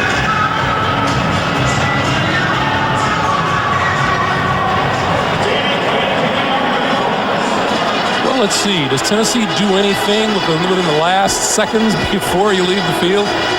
What are you thinking? I'm thinking I don't see Frank Wycheck out there. But they kicked it short. This is Isaac Byrd falling on the ball at the 20-yard line, and that'll do it for the first half. It has been aggressive defensive play, a 9-6 Indy lead, and here's Armin. Thanks, Greg. Coach, it's a lot like a heavyweight fight. You got 3 in the middle point right here. Yeah, we had a nice drive there in the 2-minute situation to get 3. We've had a couple guys go down. E.G. Green's hurt. Kenny Dilger's hurt. I hope Kenny can play the second half. Our defense is doing a good job. We just got to, sustain some drives on offense, get some points. All right, thanks, Greg. All right, Armin, our halftime score. Indianapolis 9 and Tennessee 6. Coming up, we'll be sending you to Jim Nantz in New York for the NASDAQ halftime report. Jim, Randy, Craig, and Jerry will have analysis of the first half. Get you caught up on the playoff news, chat with Mark Brunell. All of that after these messages from your local station. Sponsored by the NASDAQ Stock Market. Hi, everybody. Welcome back to our New York studio, the NASDAQ halftime report. Jim Nantz here. And at halftime, this battle of field goals. Vanderjack with 3 for the Colts. They lead 9-6. Craig, James, Randy Cross, and Jerry Glanville fighting a cold, fighting the sneezes, losing his voice, but you can still tell me about the first half. Well, the first half, it's all defense. 3rd down conversions, it's all defense. 2 out of 14 for both teams combined. But I think the Tennessee Titans, they're physically tougher right now than the Colts. They remind me of Tampa Bay, and don't let me sneeze on you. Go ahead. This game really, though, it plays into the hands of the Tennessee Titans. It's not like I said they were going to win or anything, but this really is what the Tennessee Titans want this game to develop into. Want it to be defense and kicking. 2 very, very good kickers. Al Del Greco is a great clutch kicker. I agree with that. He's been blowing stuff on you all year anyway. I got to tell you. I think Tennessee's defense is playing extremely tight right now. Peyton Manning has got to take advantage of that. He's got to stretch that defense and throw the ball deep. Play action pass has hurt everybody all season. He's got to do it again in the second half. You'd had a funny feeling about Tennessee all week long. I know that. And, of course, the Titans and Colts are playing for the right to face Mark Brunell and the Jags in Jacksonville. Earlier, we asked quarterback Mark Brunell, who was only needed for a little more than a quarter yesterday, about the status of his injured knee. The knee felt great. I was able to move around a little bit. We did a little bit of play action, got out of the pocket a couple times, and I had no problems planning. It felt strong, so the confidence is there in going into this week. You know, I'd like to take another shot at Tennessee, you know, for obvious reasons, but regardless of whether we play the Titans or the Colts, 2 very good football teams, and we've got our work out for us. This will be a tough championship game, and we're just very fortunate that we're going to be at home. Over in the NFC, St. Louis dominated Minnesota 49-37. How about the first play from scrimmage for Kurt Warner, the league's MVP? He finds his favorite wideout, Isaac Bruce, and he does the rest. Man, Isaac Bruce, the whole secondary today looked like they didn't know quite what to do with that wide receiver group. And then the opening kickoff, Tony Horn of the second half, they hit him. 246 total return yards today for the Rams, and that's something that killed Minnesota. And Warner threw 5 touchdowns. Bonnie Bernstein talked to him after the win. Kurt, first NFL playoff game. First throw goes to Isaac Bruce. Bomb for the touchdown. I mean, wasn't there any anxiety at all on your part? Well, maybe a little bit, but I was just going to go out and play football. You know, you get nervous for every game, especially every big game, and that's what makes it fun. You know, you want to play in these types of games. We wanted to come out and set the tempo early. We were able to do that. We kind of lost it for a while, but then we set it in the second half and really played Ram football from there on out. The Rams continue to roll, so the NFC Championship matchup is set. Tampa Bay will visit St. Louis next Sunday, and a short time ago, we asked the Bucs defensive tackle Warren Sapp what he thought about all the points the Rams have been scoring. Well, they haven't put them up against us, so that's going to be the challenge that they have to go. They're going to have to come in and attack our defense, and we're going to come out and attack their offense, and we're going to see if they can hang with us for 60 minutes. Hey, Warren, you are one step away from going to the Super Bowl. How heavy a thought is that for you right now? Well, I'll tell you what, it's 60 minutes to the greatest show on earth, and I'm looking forward to that challenge. Well, the challenge is over for Jimmy Johnson. This morning, he announced his retirement after coaching Miami for 4 seasons. As much as I would have loved to have brought a championship to the Dolphins for an owner such as Wayne Huizenga, who, and I've said it every time that anybody's ever asked, is the best in all of professional sports. We gave it our best shot, and it didn't work out. Johnson's hand-picked successor is former Bears head coach Dave Wannstedt, who told us it's been a bittersweet turn of events. Well, it is a mixed bag of emotions. The first one, I mean, with Jimmy and I, being so close and him walking away, and that's sad. It really is. And, you're mixing that with the excitement of a great opportunity here. So it's been a stressful day, no question about it. Everybody's going to ask you about Dan Marino. Now, you have a long-standing relationship with the guy. In your mind, Dave, do you think the guy still has the ability to win in the NFL? Well, there's not a more competitor, and we all know what a great player, Hall of Fame, the best that's ever played the game, and how we're going to handle this thing is it's going to be Danny's decision. So Johnson retires, Wannstedt takes over. Marino still a cloudy future right now, and some news we've learned that Miami has fired 3 assistant coaches, including offensive coordinator Kippy Brown. What do you see happening here in the coming months for Miami? Well, one thing about it, Wani's had a chance to go to graduate school now. For the last season, he's been out there just watching and learning the entire business structure. But I think it's very important right now for Dave to go in and figure out who in that locker room doesn't like him. Who are the detractors in there? He's got to get rid of them today. He can't waste any time and have detractors in the locker room. Hey, Craig, also you have to look at the fact that offensively they have very poor talent in Miami. Jimmy won those Super Bowls in Dallas, not in spite of his offense. It was because of his offense. They need talent. They need to change right now. And does change have a 38-year-old quarterback involved? Probably not. I looked at this. This is not a surprise to anybody. This is not something new that happened today or yesterday because of that ball game. This whole plan was put into process a year ago, and today they just pushed the button. All right, Coach. Feel better. Folks, thanks for watching the NASDAQ Halftime Report. Don't sneeze on him again. Coming up, we're going to send you back to Greg and Phil for the second half between the Titans and Colts right after this. CBS Sports presentation of the NASDAQ Halftime Report is sponsored by the NASDAQ Stock Market. CBS Sports presentation of the NASDAQ Halftime Report is sponsored by the NASDAQ Stock Market. As dusk begins to settle here in Indianapolis, the Colts with a 9-6 lead on the Tennessee Titans. Jim Mora's Indianapolis Colts, a couple of chances, have converted 3 field goals with Peyton Manning running the offense. But the Tennessee Titans are also looking for a trip to the AFC title game. Our coverage of the NFL continues after this word from your local station. Back at the RCA Dome, the halftime statistics show you just how even this game is. 3 field goals on one side and 2 on the other. Greg Gumbel along with Phil Simms.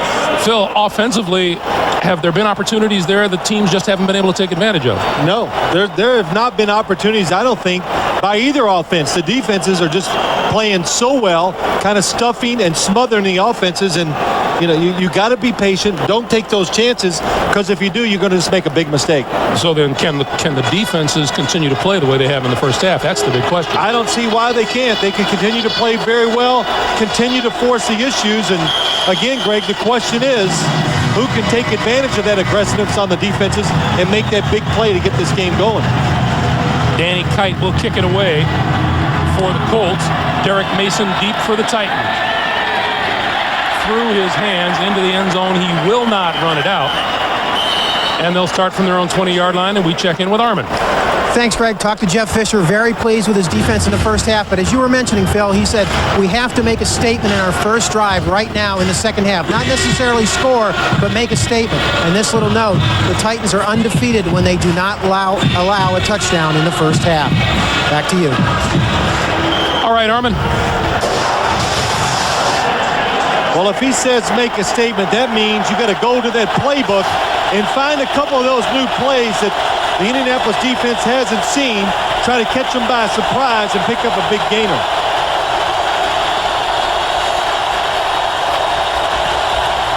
McNair to throw on first down all kinds of time and has Eddie George.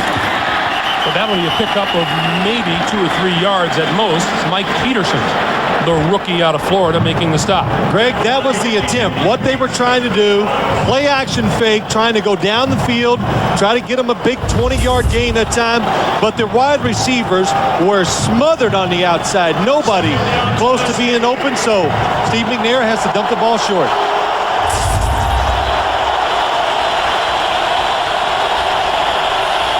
Pickup of 2 on the play. It's 2nd and 8.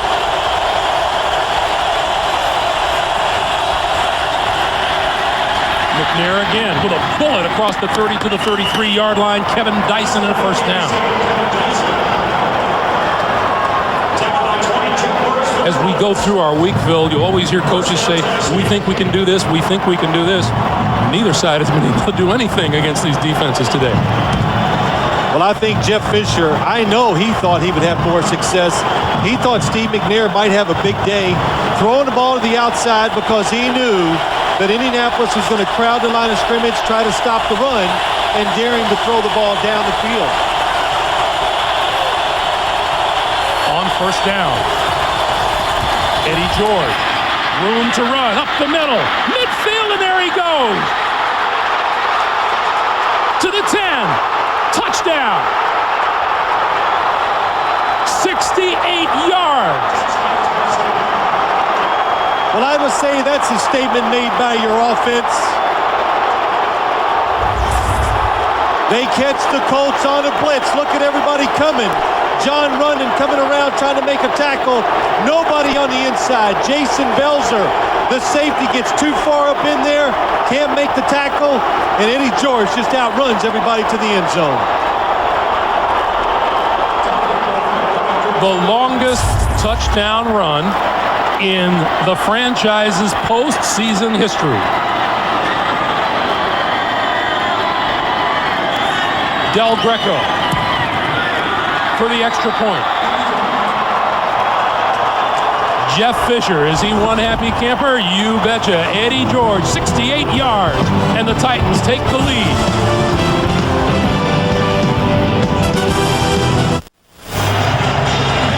Eddie George has matched the 106 that he chalked up against Buffalo last week. Let's go back and look. Here comes the blitz, but watch Brad Hopkins, number 72, the left tackle. He goes down inside, comes up the field, gets Michael Peterson, seals him off, stays with the block, and before they can get off the blocks, Eddie George is gone. That's impressive to be that size, and then when you get the opportunity to be able to run all the way for the touchdown.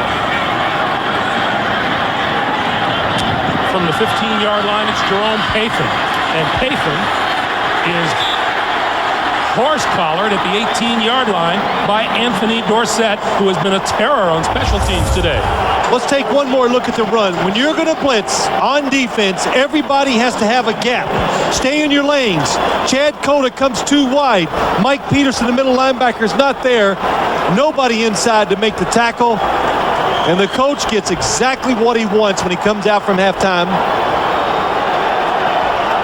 Steve McNair, he knows the better you run the football, the easier it makes it on the quarterback. So now let's see how the Colts react. Manning and the Colts first down from their own 19.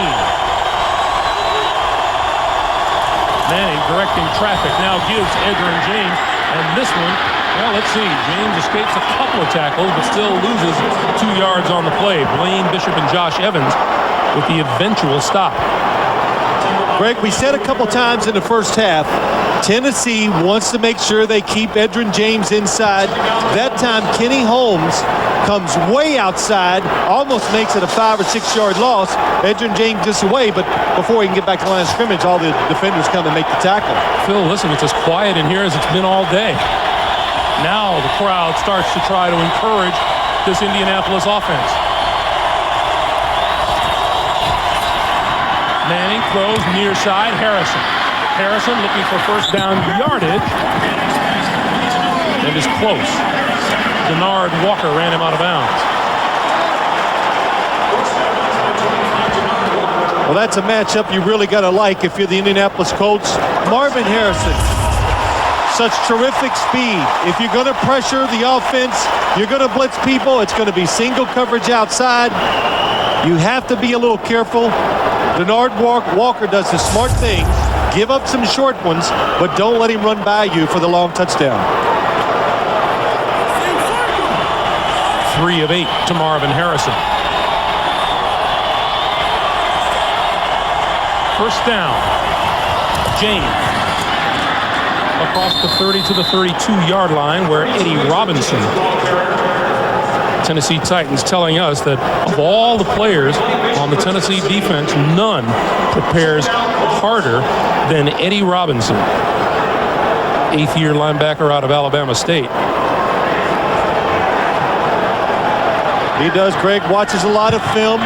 He's the man that gets the linebackers, kind of lets them know as the offense lines up, he can kind of pick out 1 or 2 plays it's going to be, yells it out, helps the other defenders. Ezra James, nowhere. On that play, Blaine Bishop had backed up about 15 or 20 yards into the secondary.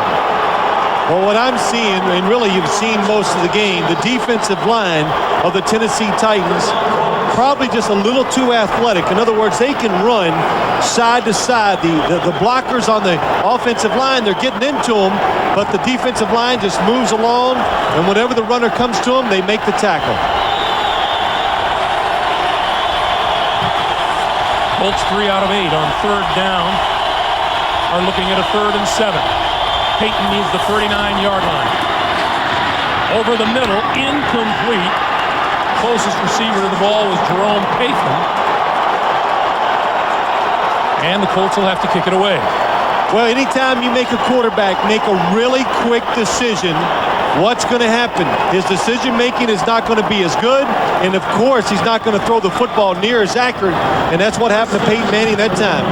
Real quick, pressure on him, has to get rid of the football. Hunter Smith on to kick it to Derek Mason.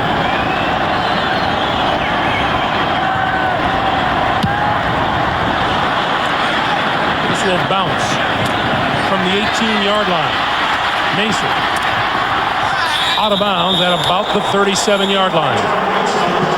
10:28 to play here in the third quarter. Downtown Indianapolis lit up. The Titans lead it.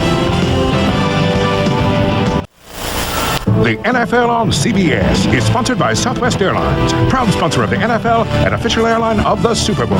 Daytech Online, the rules of online trading are changing. And by Jeep, makers of Grand Cherokee, Cherokee, and Wrangler. Beautiful on the outside, but in here, Colts fans don't think that the scoreboard looks so nice right now. Plenty of time remaining. Tennessee leading at 13-9, just under 10 and a half minutes to play here in the third quarter. And the Titans, first down from their own 37-yard line.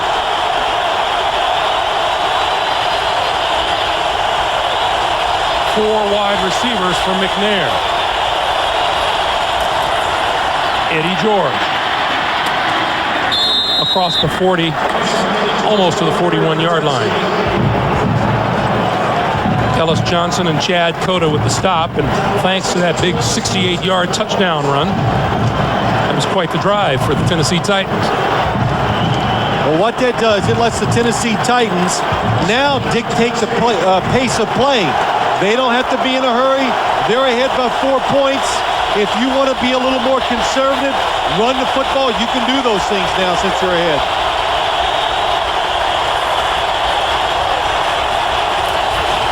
George again to the 44, close to the 45-yard line. It'll be about a 3rd and 2. Bernard Whittington with the tackle. I had a chance to talk to Vic Fangio. He's the defensive coordinator for the Indianapolis Colts, and he says what I hate are 3rd and 2s against Tennessee because you got Eddie George, you got good wide receivers, tight ends, and then the thing that really drives you nuts, you got a quarterback who can run with it.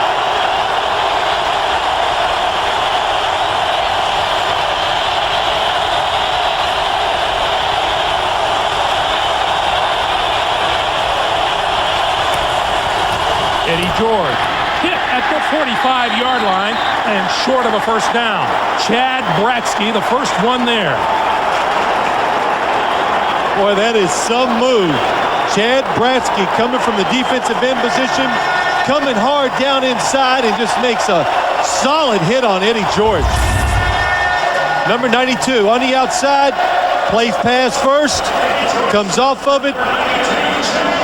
Nice move, nice tackle.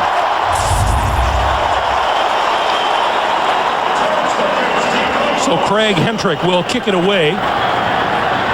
And Terrence Wilkins back inside his 15-yard line for the Colts. And this won't count. Play clock may have run down on Tennessee.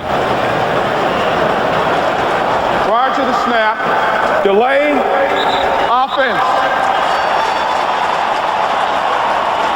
There's Jeff Fisher, named head coach of this franchise January 5th, 1995. And boy, have they gone through some trials and tribulations to get to where they are now in Nashville. Well, it's a tribute to him, Greg, to go through all the moves they've gone through, to keep the team together, and then finally they settle into a stadium in a hometown. They go 13-3. But you know, I look at this game. That was a big stand by this Colts defense. You're down by 4. Tennessee has really good field position. They could try for the kill. The Colts come up with a big stand, 3 and out. What a booming kick by Hentrick. Bouncing inside the 5 and takes a Tennessee bounce. Number 51, Greg Favors, down there to corral it inside the 5-yard line. Not so great field position for Peyton Manning coming up.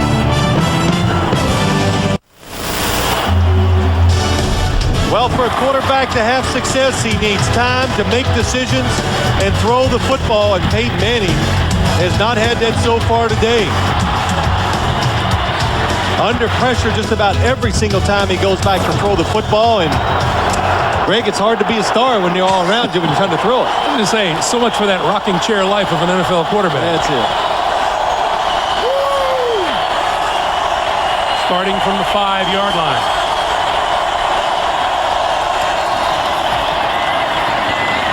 On the move, throws out of the end zone and incomplete. Marvin Harrison coming down the near sideline. And Samari Roll with him. I'll tell you something on that play. What has happened is the Colts have run that play with a running play so many times. Peyton Manning's going to fake one way, the counter back, he fakes it this time. But the problem is Tennessee is playing up the field. So when you make those play action fakes, it doesn't hurt the defense because they're coming up the field to stop Edgerrin James from going outside. So that's why Peyton Manning was under pressure that time. See where the Colts have had to start their offensive drives from. Another lob, and this one goes over the head of Marvin Harrison, who pulled up short. And again, Peyton Manning getting off the deck, Bernard Walker. Well, here's one of those plays. You always hear it. He's telling Jerome Pathon, Jerome, read the defense. They're up on you. They're blitzing. When they blitz, you're supposed to run down the field, not let it go long. Again, pressure on Peyton Manning. Kenny Holmes. 3rd and 10.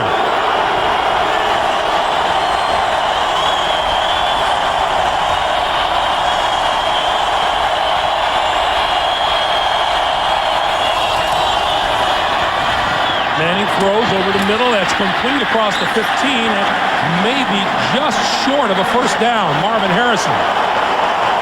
Let's see if he got there.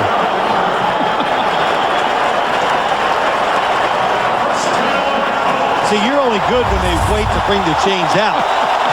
But again, good recognition by Peyton Manning. Every time he has seen single coverage on Marvin Harrison on the outside, he's smart. Go to him because that's the one receiver that the Titans defense is really going to respect and give him a little room. So it is a Colts first down. And movement on the line of scrimmage. That could be against Tennessee. If the defensive lineman is in the neutral zone. Here's Johnny Greer. Neutral zone infraction. Number 78, defense. Still John first down. Thornton, the rookie out of West Virginia. Watch number 78. Thornton, you see him jump. He's definitely in the neutral zone.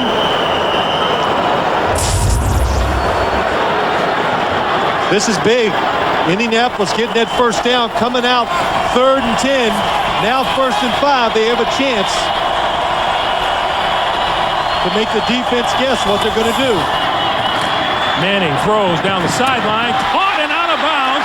Marvin Harrison thrown perfectly just where Manning wanted to get it, right behind him. Peyton Manning has thrown 3 of these types of passes today. That's the first one he hits. What he's trying to do, make Marvin Harrison turn, come back to the football. Is that any good? What an adjustment. Marvin Harrison turns at the last second, is able to turn, locate the football, and still come up with the catch. 24-yard pickup, first down now out to the 45-yard line.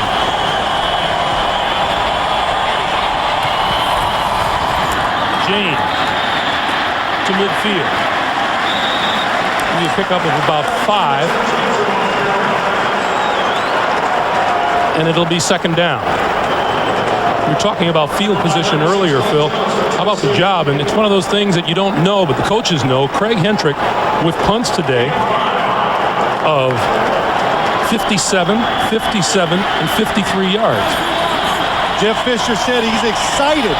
He was excited to see his kicking game come indoors because he thought they would be very effective inside this dome.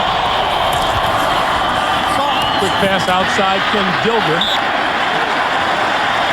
Dilger had left the game early in the first half with a sprained ankle, but the sprained ankles really don't count when it comes to playoff games. Well, it does, but it must not have been bad enough. And you can see the Colts, now they got a nice little mix of plays going, running it, some play action.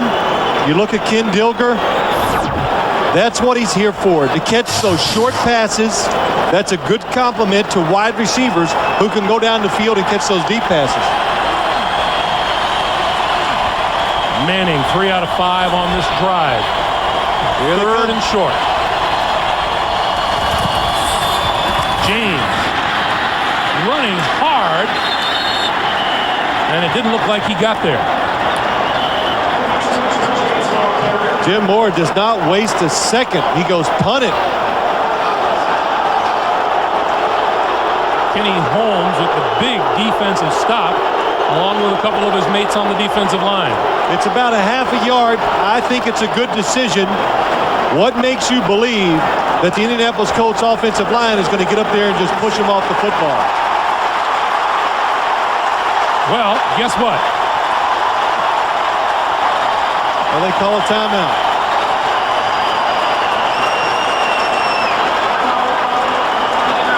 Timeout is called by Indianapolis.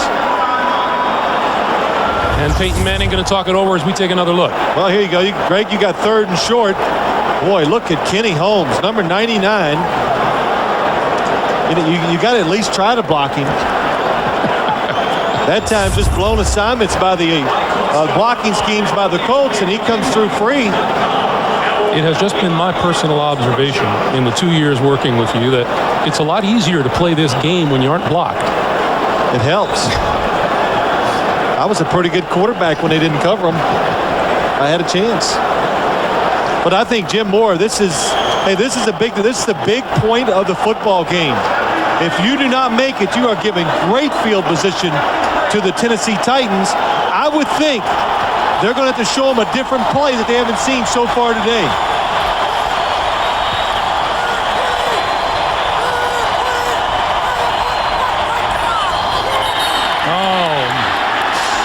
Adam Meadows jumped back, and now he's going to plead his case.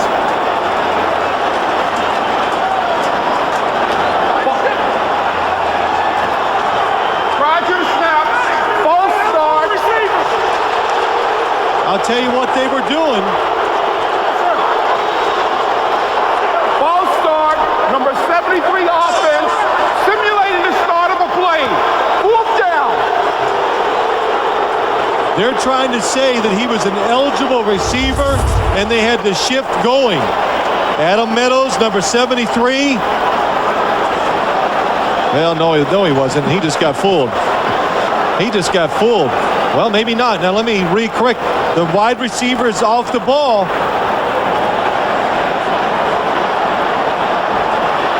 Well, one thing... It doesn't matter anyway. Edgerrin James, he moved.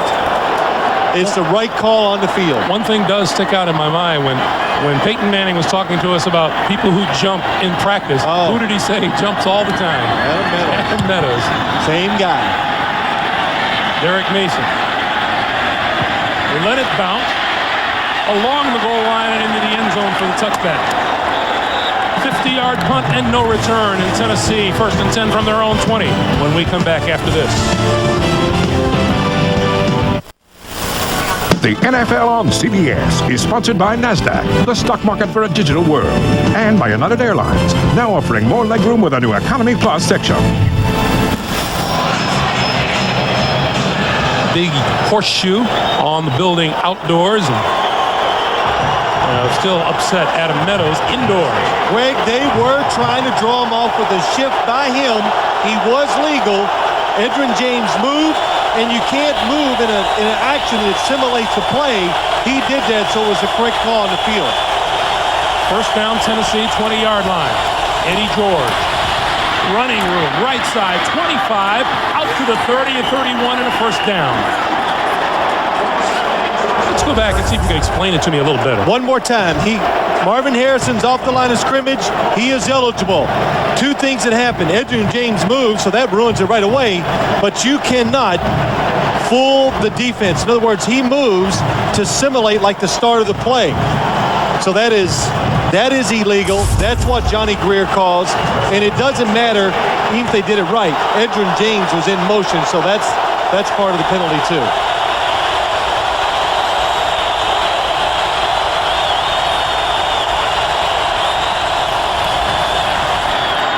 Pass is complete, 35 out to the 37-yard line. Frank Wycheck, the tight end.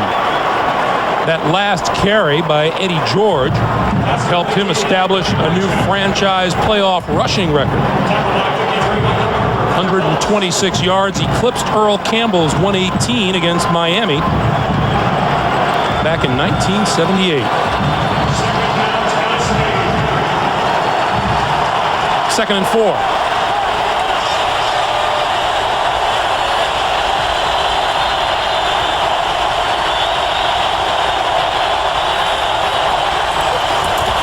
George again. And he's close to another 1st down.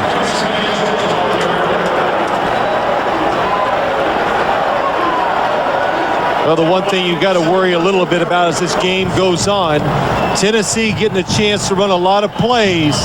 Their big offensive line, it's like some of the offensive lines in this league. If you give them enough chances, they'll slowly wear you down. That's why the Colts, they were hoping to get on top to take some of the steam out of this Tennessee's running game.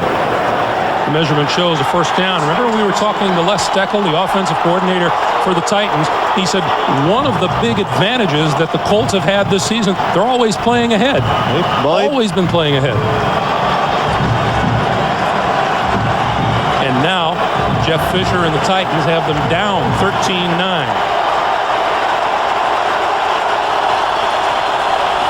Total yards, rushing and passing. Titans with the edge on the ground. Thigpen in motion. McNair over the middle, has a man wide open. It's Chris Sanders. Sanders inside the 35 and a 1st down for Tennessee. Well, when Tennessee's ahead, they can dictate the pace of play. They got some 1st downs running. They threw a short pass. And now when they run a play-action pass, look, there was nobody in front of Chris Sanders because everybody's up there trying to stop the run. Makes it awful hard on the defensive backs. Tennessee now does not have to take chances. They do what makes them feel comfortable.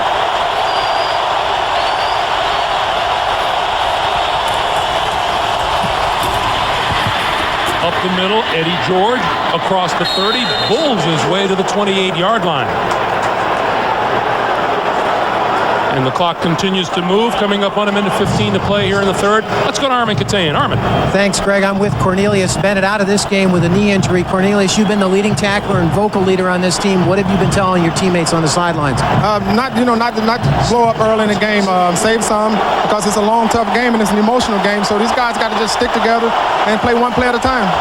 What about right here? They got a surge from Tennessee. What has to happen? They just got to hold still and don't give them the big play. We gave them a big play and they scored a touchdown. We just got to try to stop them. So, it's up to us whether or not we want to stop them or not. All right, Greg, back to you. All right, Armin and Cornelius, thank you. And a nicely thrown ball by Steve McNair to Chris Sanders. Nice play calling by the Tennessee Titans. They have mixed it up this whole drive very well. Some runs, a short pass, long play action down the field. Now you get a situation where you think, well, they got to run the football. A nice little play action, quick throw, gets them another first down.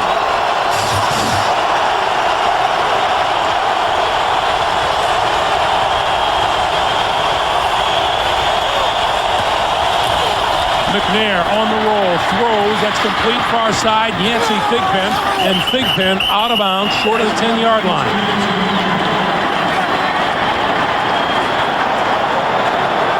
And I think Steve McNair may be discovering a little of that rhythm that you were talking about that he was looking for earlier in the game.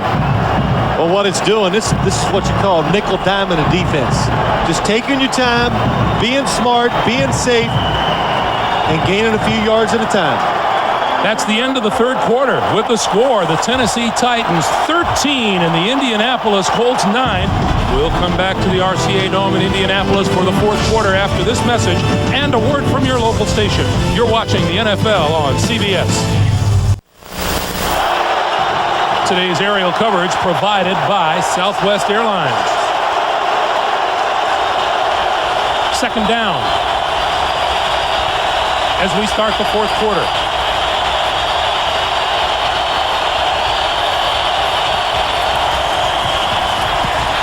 McNair with the football, end zone, incomplete, off the hands of the tight end, Frank Wycheck.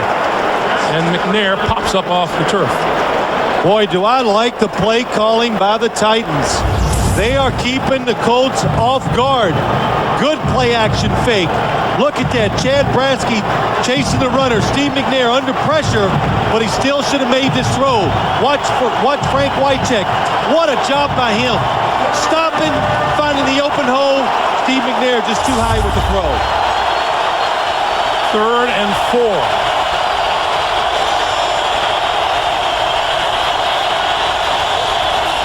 Draw, quarterback, McNair straight ahead. And appears to have enough for a first down.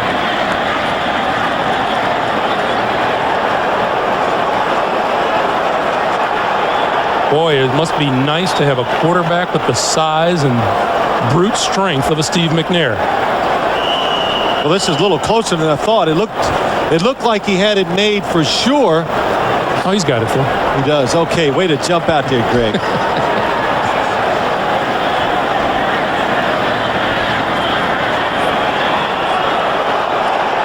A first down.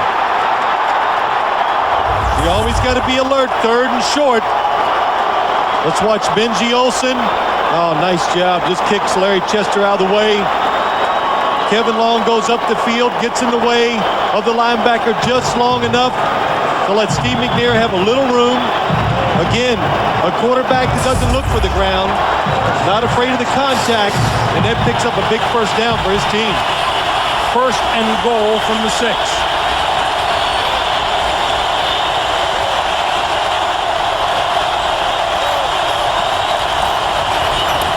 Whistles blow, movement up front. Prior to the snap, false start, number 75. Benji Olsen moved, and so we'll back it up and try it again. Phil, if you're not doing anything in the morning, what do you say we pop in on my brother? Oh, really? You want to do that? That'd be great. I'll get to go on the show with you and the two Gumbles, and I'll sit there and look at you as you two hog all the airtime and do all the talking. That's what happened. That's okay. I'll dress it up a little. Oh, you'll dress it up a lot. Yeah. The worst place on the field, 1st and goal from about the 11-yard line. Defense doesn't have to defend anything deep. Now they can try to pressure the offense even more. 10th play of this drive. McNair gives to George. George tripped up as he crossed the 10 and bulls his way forward to the 7. Ellis Johnson, Michael Barber there for the stop. Clock continues to move, coming up on 13 and a half to play here in the fourth quarter. For the winner, a trip to Jacksonville in the AFC Championship game next Sunday here on CBS.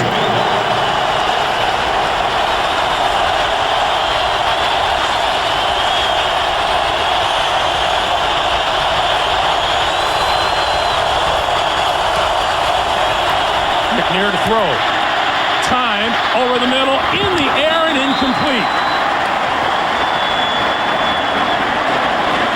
I couldn't see who tipped it, but that's a really nice job by Steve McNair, showing some patience, waiting in the pocket. 3 receivers to his right. Eddie George sneaks out of the backfield. Oh, Jeff Burris at the last second comes underneath.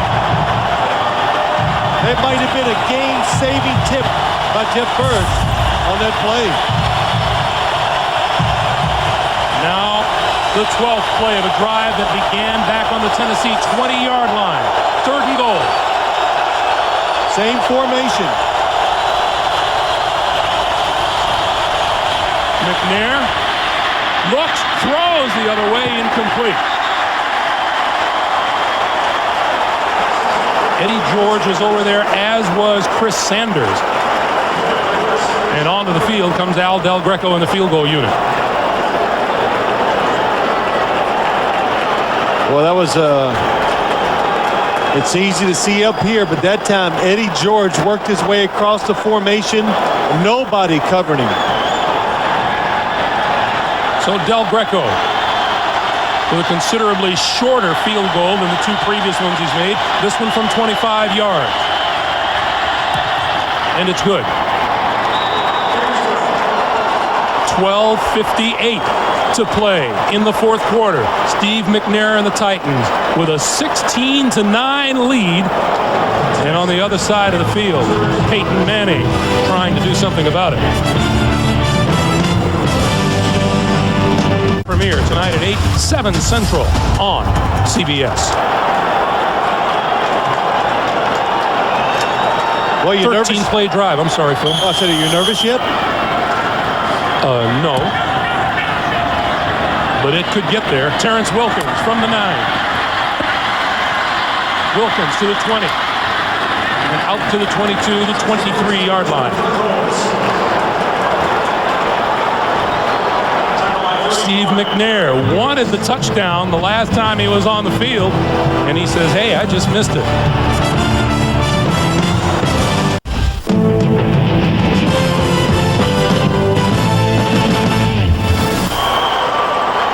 Does Peyton Manning have one in him today? A fourth quarter comeback. Starting from his 23, it's the best field position the Colts have had this half. They have begun from their own 19 and their own 6 here in the second half. Edgerrin James with blockers in front of him. And penetrating the blockers to make the stop is Indianapolis' own Blaine Bishop. What a play by Blaine Bishop. Such a key to this game today. Watch number 23. Takes on 2 blockers. Terrence Wilkins misses him. Then an offensive lineman's out there. Who hits him? Tard Glenn hits him. Still gets through it. Makes the tackle on Edgerrin James for no gain. An all-state football player at Cathedral High School here in Indianapolis. An 8th-round pick back in 1993. Manning with time. Over the middle. Almost intercepted by Samari Rolle, who came across the field with Marvin Harrison. Nice play by Samari Rolle. One-on-one coverage with Marvin Harrison. Watch as they come across the field. Inside technique, stays underneath, now turns it on, looks for the football. Boy, that's close. We said earlier, Jeff Fisher says when you study film on this Indianapolis Colts and Peyton Manning, he throws about 4 balls a game where you get your hands on them. A couple of them, you just got to make the play. Manning and the Colts just 4 of 11 on 3rd down conversion attempts today. from the shotgun. Throwing long down the far side. It is incomplete. Diving attempt made by Jerome Pathan. And the Colts will kick it away. What a throw by Peyton Manning.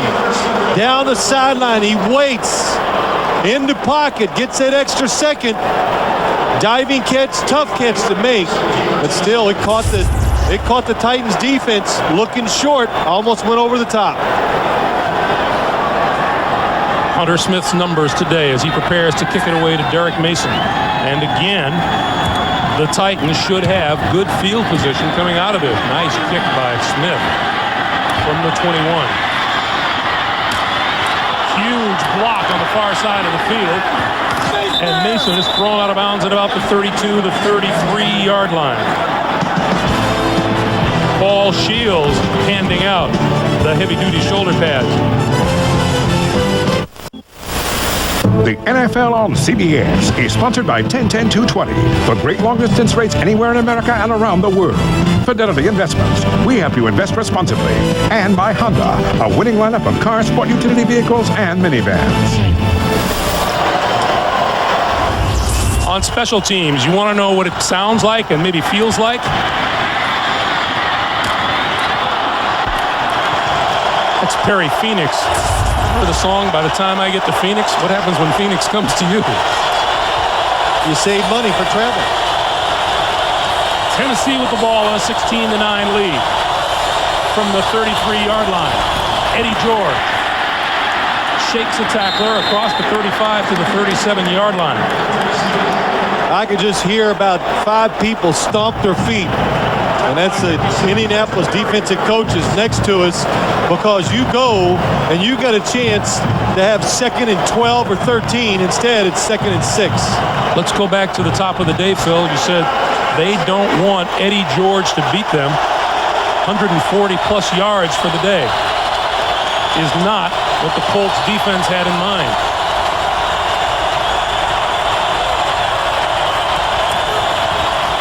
George again. This time gets stacked up at the line of scrimmage. Greg, when I say you didn't want him to beat, you didn't want to lose the game because Eddie George had a spectacular day. Besides that one long run, they've done a really good job. And I think we said if you keep him to about 150 yards or under, that gives you a tremendous chance to win the game. I didn't think he would rip off one of those 70-yarders, for a long touchdown. Eddie George, 19 carries, 145 yards. 3rd and 4.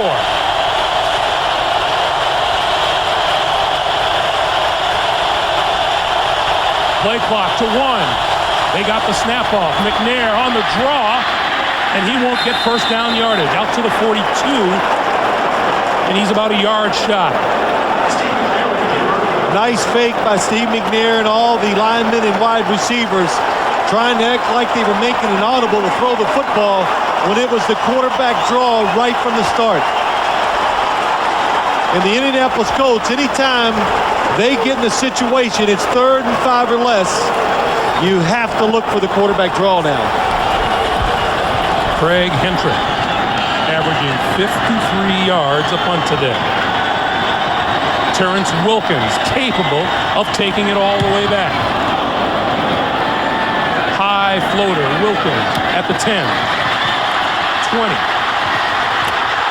40. Can they catch him? Wilkins down the sideline and out of bounds at the 3.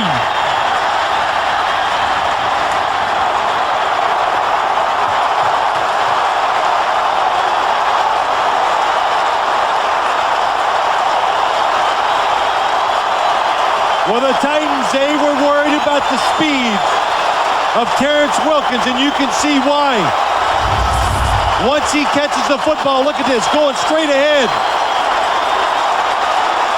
And when he gets into the open field, he has the speed and the moves to make it happen.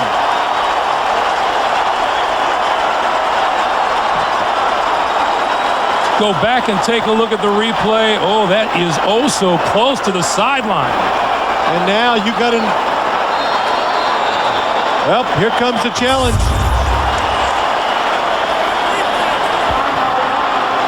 Timeout. Oh, no, he's...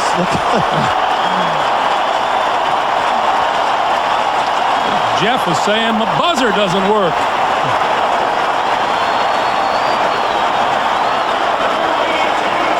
You know Jeff Fisher didn't want to take that timeout. We'll take a timeout, and we'll come right back.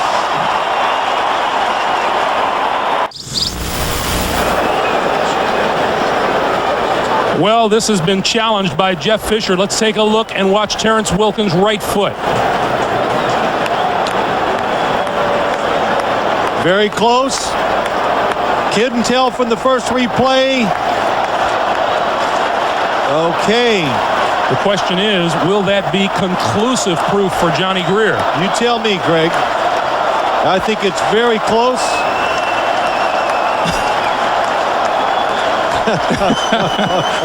He's hitting that thing. Take that red flag. Who's holding the red flag? Here comes Johnny Greer. This is a big play. Here's what you have to do. It has to be conclusive. That's what we're going to find out. And we're getting the answer already by watching the teams move back. After reviewing the play, the runner stepped out of bounds at the 33-yard line. Tennessee will not be charged with a timeout for the challenge. They will be charged with a timeout at this end of the field. They have 2 timeouts remaining. The 33-yard line they're talking about is the Colt 33. Boy, that is really close.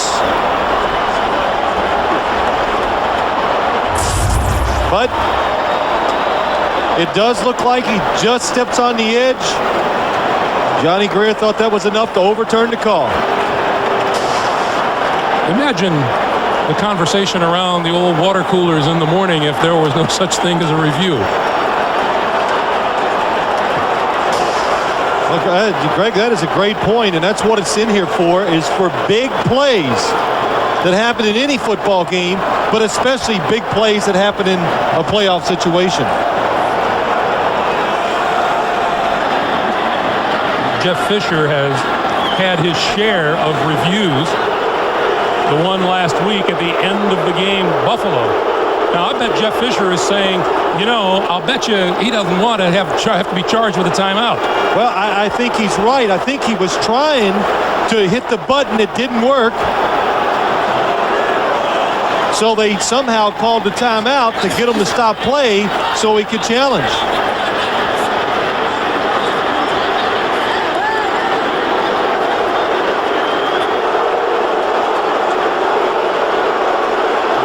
Who did we see earlier this year had a problem? Well, you see it a lot, Greg. We've seen it a few games where they try to challenge and it doesn't work. He's pushing the button. Can't get it. Nobody can get it. I think somebody now he goes. Reset the game clock to 9:25. So if he can't get the challenge button to work, somebody call timeout. Earlier this season, we saw Jimmy Johnson saying he couldn't get his to work and ended up throwing everything but the kitchen sink out. That was here. That's right. It was here. So it's first down for the Colts from their own 33 instead of the Titan 3-yard line. What a difference a review can make. Penalty markers fly. This doesn't count. But Terrence Wilkins takes the hit anyway. Prior to the snap, false start, number 88, offense. Still first down. Number 88 is Marvin Harrison. Well, it's interesting to see now how this Colt offense reacts to such a drastic change in field position.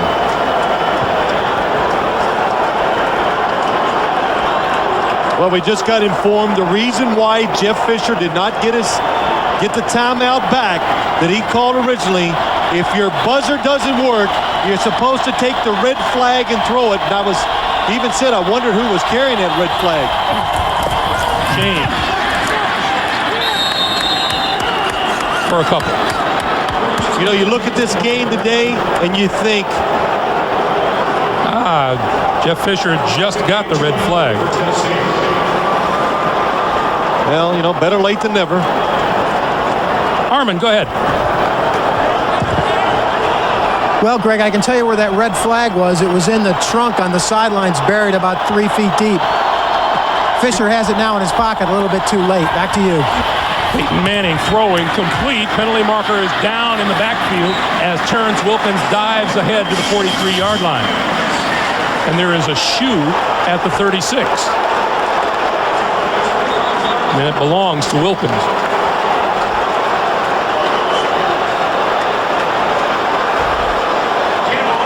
Well, obvious passing situation. Holding, 76, offense.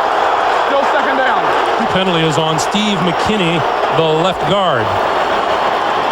It gets a little harder to pass protect in situations like this. You have to think if you're the Tennessee Titans on defense, especially when it gets, you know, it's 2nd and 15, now second longer than, that they're going to probably throw the ball, forget the run, go after the quarterback. Clock moving up on 8.5 to play in the fourth quarter. Manning needs the 43-yard line for a first down.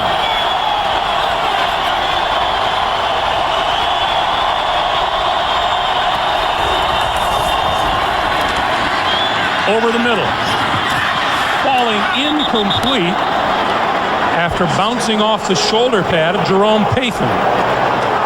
Greg, what I was going to say before, when you look at this Tennessee defense, don't be shocked what they're doing here today. Even though Indianapolis has Peyton Manning, Edgerrin James, Marvin Harrison, all top of the line at their position, don't forget, Greg Williams, the defensive coordinator, they play against twice this year a Jacksonville team. Mark Brunell, you know, Fred Taylor, the running back, Jimmy Smith, the wide receiver. They did a tremendous job both games against those people, so they weren't intimidated coming in here and playing this Colts offense. 3rd and 22. Pump fake down the middle. Incomplete. Harrison had it across midfield and dropped it.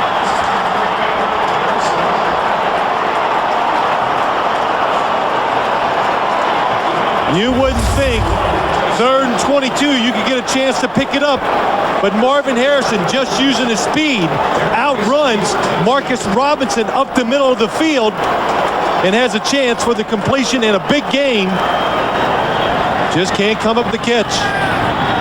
Peyton Manning knows we're close, but we just can't make the play to get us going.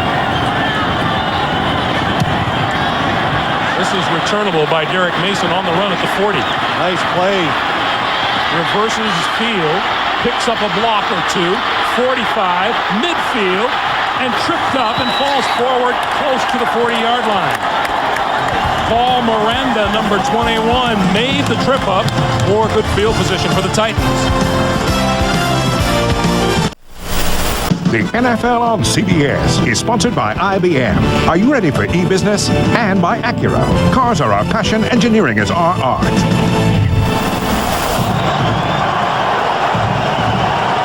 Evening here in Indianapolis. The Colts and their fans pleading for something to happen. Just under 8 minutes to play. 16-9 Tennessee. First down for the Titans at the Indy 42. Eddie George across the 40 to about the 38, maybe the 37-yard line. Eddie George just always seems to find a way. That's what I noticed last week against the Buffalo Bills. He finds a way just to fall forward. He gets more. Look at those average yards per rush. You look at the teams. Of course, the Titans helped by that long run, but he has a lot of like unimpressive 3- and 4-yard runs, and you look up at the end of the day, there he is, 125, 150 yards.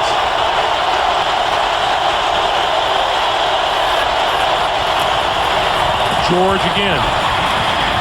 This time stacked up for not much yardage. and it'll be third down. I want to remind you, tonight on CBS, it's hard to believe, but a chemical that Congress told us would clean up our air, now poisoning our water. 60 Minutes tonight. Then the special premiere of an extraordinary new drama, City of Angels, the CBS Sunday movie, Murder at 1600.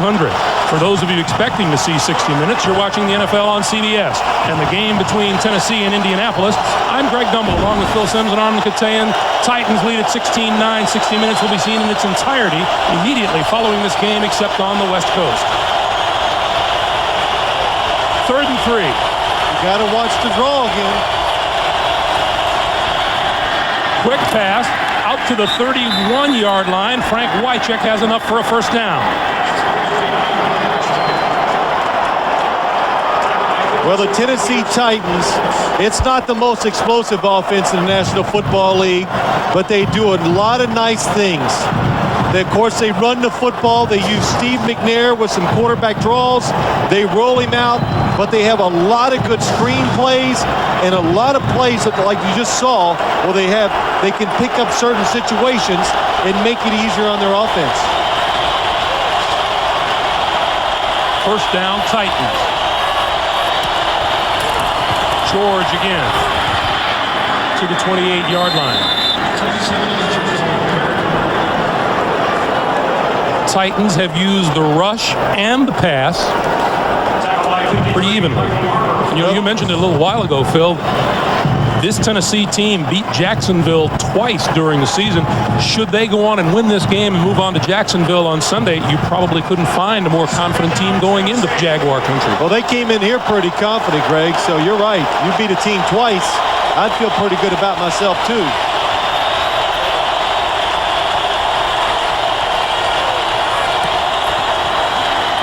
McNair with time. Now on the run and throws it away. Overthrows Eddie George down the near sideline. And it'll be 3rd and 8. Tennessee going for the one big play that could end this football game, but the Colts up to it. Covered the receivers very well down the field, and Steve McNair doing the smart thing. Don't take a sack, because you're very close to field goal range. You know the importance of some more points on the board by Tennessee, because on a couple of occasions, Peyton Manning has been just this far away from making big plays. How far is that? Not that far. Okay. You see what the Titans need for a first down. Play clock winding down. They get the snap off. Eddie George, left side, bouncing to the outside. And he's going to come up short of first down yardage. And Al Del Greco, first one off the sideline and onto the field. Well, I like Al Del Greco's approach to this whole kicking field goals, and he says, hey, I didn't expect to play this long, so there's no pressure on me. And he just looked at every year, every attempt, just a little something extra sweet on top of a good career. From 43 yards out. Looking for a 10-point lead. And it's there. Del Greco drills his 4th field goal of the day. How relaxed did Al Del Greco look just kicking that football? Of course, anytime any athlete, no matter what the skill is, when you're relaxed, your body has a great chance of doing what you want it to do. And don't get too excited. Oh, yeah, thank you. That's good. It's only maybe the game, your whole season. But again, that's why, Greg, you know, when you watch him, that's why he's successful. He just doesn't show any tension in his body. There we go. 16 seasons on the sideline. Steve McNair is feeling pretty good about Jacksonville, Florida right about now. Now, it took Tennessee, I thought it took them a while today, but they did a wonderful job incorporating Steve McNair into the game plan. It was always a good mixture. They never got too carried away with just running Eddie George, and they let Steve McNair be part of the game and have success, and that's why they're up by 10 right now. Remind you once again, 60 Minutes is next, except on the West Coast. Here's Terrence Wilkins from the 14. Right up the middle. And across the 35, there's a loose ball. The Titans say they have it. Finger to the ground, pointing to the ground, you're down. And the officials say Indy with the football.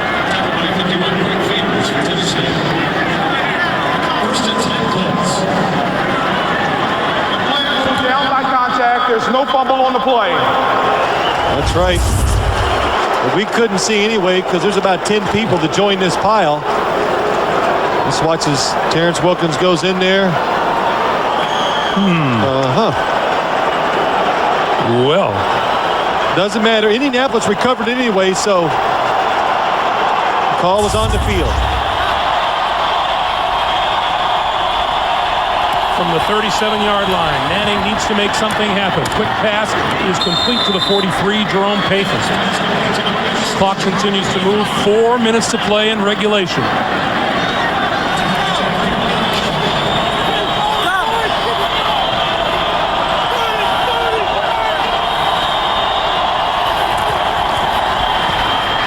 This one into the turf, intended for Marvin Harrison, and Javon Curse was in there on Peyton Manning. They've got to keep a running back in that backfield who can search for a defensive lineman to block, because Javon Curse is just lining up and he is getting in a sprinter stance and he's coming around the corner. And I don't know if you can block him one-on-one in these situations. Got a tight end up to his side to try to slow him down. 3rd and 4. Pump fake, tipped at the line. Manning goes down. The pass is incomplete. And Curse got a piece of it. Boy, was Adam Meadows doing some hand-to-hand combat. Well, now you know why the Colts have been trying to run the football so much today. Because if you just keep dropping back, Javon Curse, the man with about a 50-inch vertical jump, if you just keep dropping back in obvious passing situations, I don't know if you can protect the quarterback on a consistent basis. 4th down.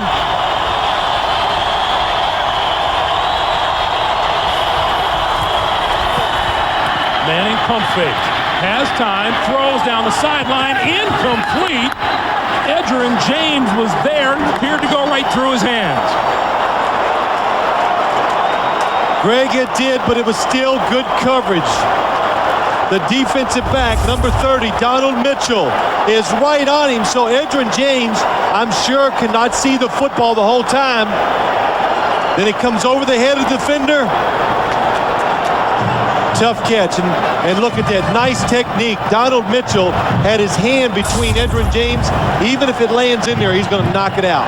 And guess what? That brings some of the Indianapolis patrons to their feet and heading for the exits. Don't get a little, be careful there, Mr. Favors. There's still a long way to go. 3:34 to be exact.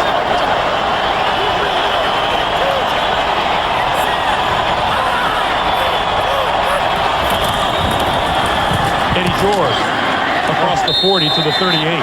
If there is a team that represents the poster children for it ain't over till it's over, it's the Tennessee Titans.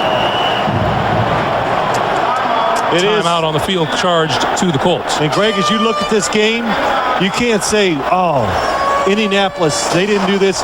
This is Tennessee. They have dictated play most of the day, and they played their style of football. And that's the reason why they're ahead.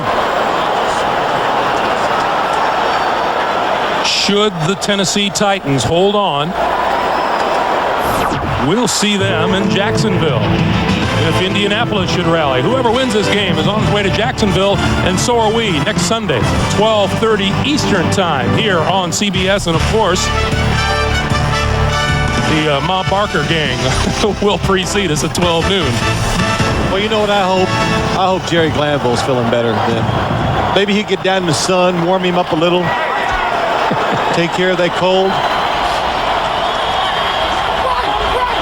2nd and 5. George, left side. Close to the 35, and a timeout called by the Colts, and that'll be their final timeout with 3:16 to play here in the 4th. While we have a moment, the executive producers of the NFL on CBS are Sean McManus and Terry Ewert. The coordinating director of the NFL on CBS is Larry Cavallina. You know him. And the producer of today's game is Mark Wolf. The senior producer of the NFL Today is Eric Mann. The NFL Today is directed by Bob Matina. Our associate directors, today's game, Ross Schneiderman, Brian Lilly, and Steve Karasik. And our broadcast associates are Ryan Galvin and Jonathan Siegel. Pete Calander, our tech manager, and our production manager is Rainey McHenry. Thank you one and all to our entire crew on hand here in Indianapolis. And we'll all be with you again next Sunday from Jacksonville. Well, what do you do if you're the Tennessee Titans? We know what Indianapolis has to do. They have to stop them on this play.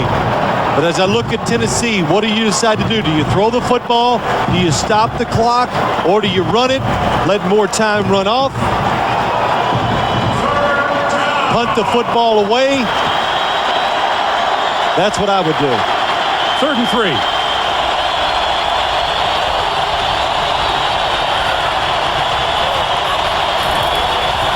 Eddie George lost the football.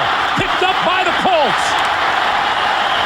Mark Thomas with the football. That is whistled down, and they're going to bring it back.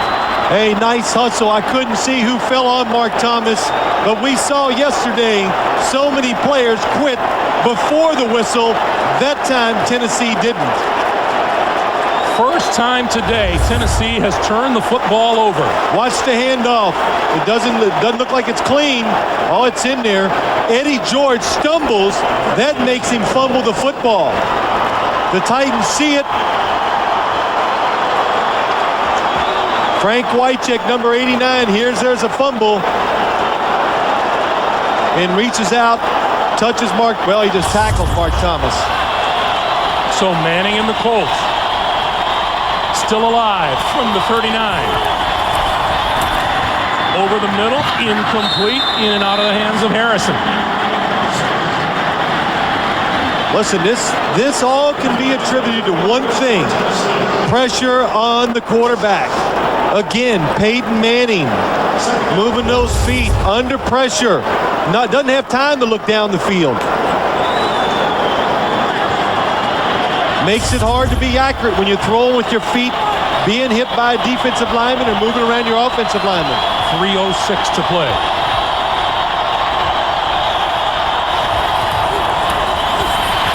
Manning throws. That one's complete across midfield to Jerome Kathan. That'll be a first down, and the clock continues to move, coming up on 2:55. What you want to do, if nothing else, you got to make sure when you get in field goal range, you need 2 scores. It doesn't matter when they come. Manning throws this side, and it's low and incomplete. Terrence Wilkins trying to scoop it off the turf. Stops the clock with 2:41 to play. Eddie George, 25 carries, 165 yards and a touchdown today. Now, a couple passes in a row by the Indianapolis Colts.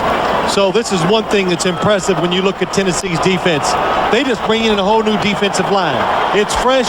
They're ready now to go after the quarterback. We remind you, 60 minutes coming up next here on CBS. 2nd and 10.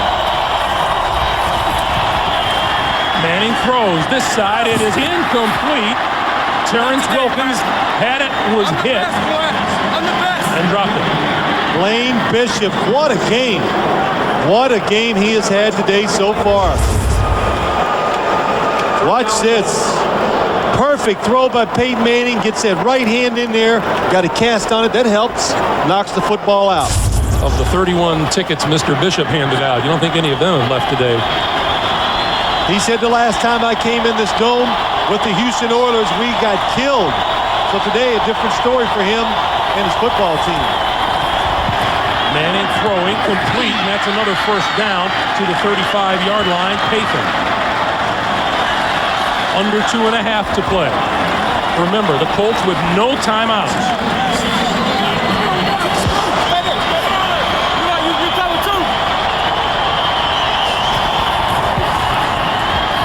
Manning, far side, incomplete, and going for the interception, Blaine Bishop. Take a bow, go ahead.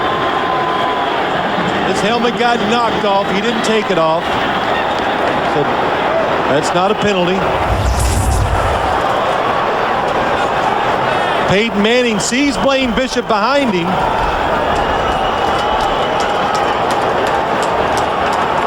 Well, he did take his helmet off.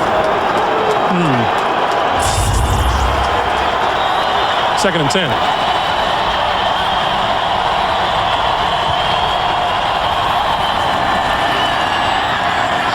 Manning, complete. Wilson to the 25. First down, and we come up to 2 minutes to play. Peyton Manning, Jim Mora and the Colts down 10, 2 minutes to play. Jeff Fisher and the Titans trying to hang on. On CBS. Javon Curse and the Tennessee defense trying to keep the Colts at bay. The one thing, if you're the quarterback, Peyton Manning, of course, don't be too aggressive. Don't take a chance and turn the football over. At least get a field goal try out of this. Prolong the football game. Late snap, movement at the line of scrimmage.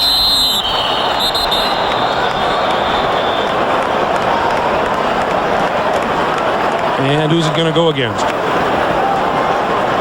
I couldn't tell.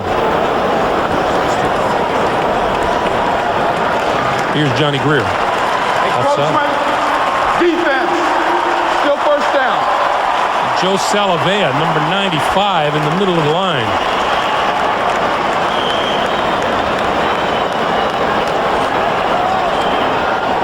So it's 1st and 5 from the 20-yard line.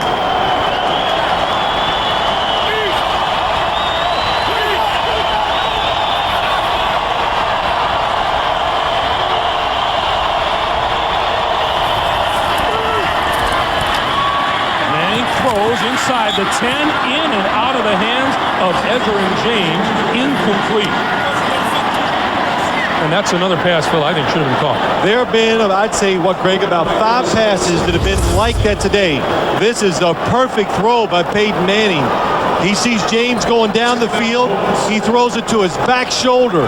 Make him turn around and catch it because he sees the defensive back in front of him. If you lead him, he's just going to get killed.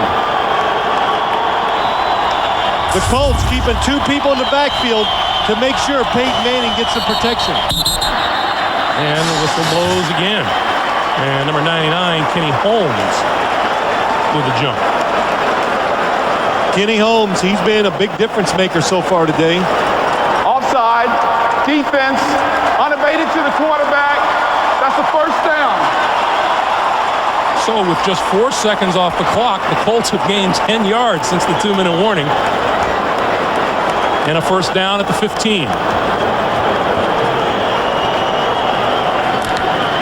Steve McNair.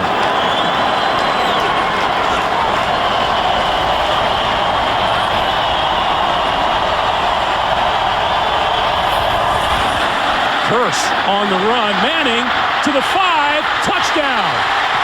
Penalty marker is down on both sides of the field. I'm guessing it's encroachment by Javon Curse. Offside.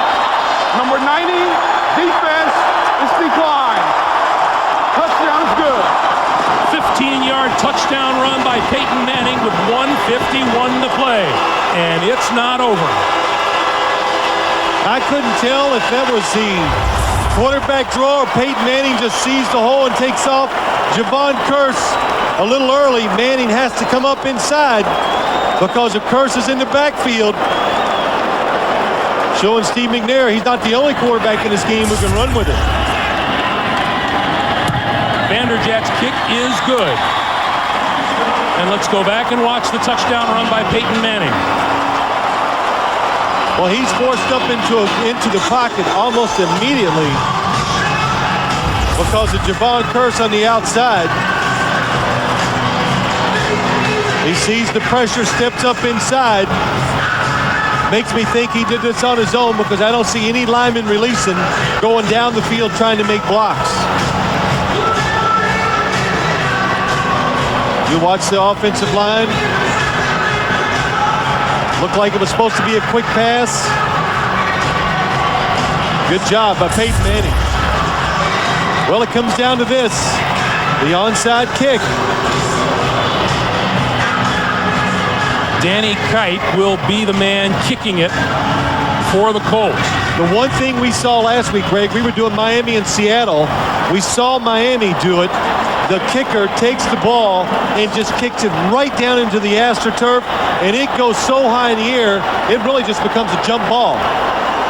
I have never seen the Colts do it.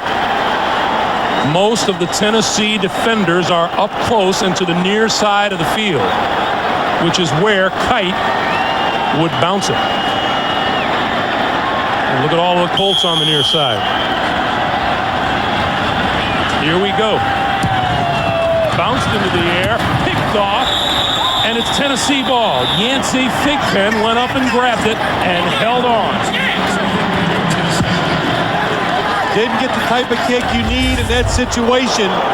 This ball does two things. It doesn't go high enough, and it just goes to the outside, which gives Tennessee even a better chance of recovering the onside kick.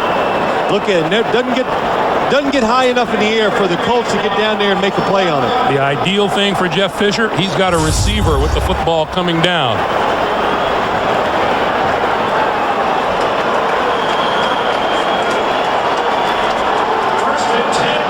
A minute 50 to play, and Indianapolis out of timeouts.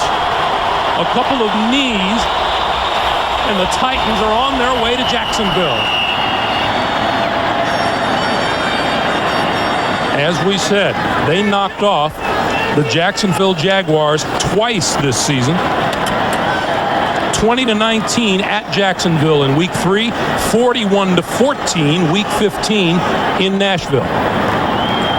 Well, they say, I've heard it said many times, it's hard to defeat a team 3 times in 1 year.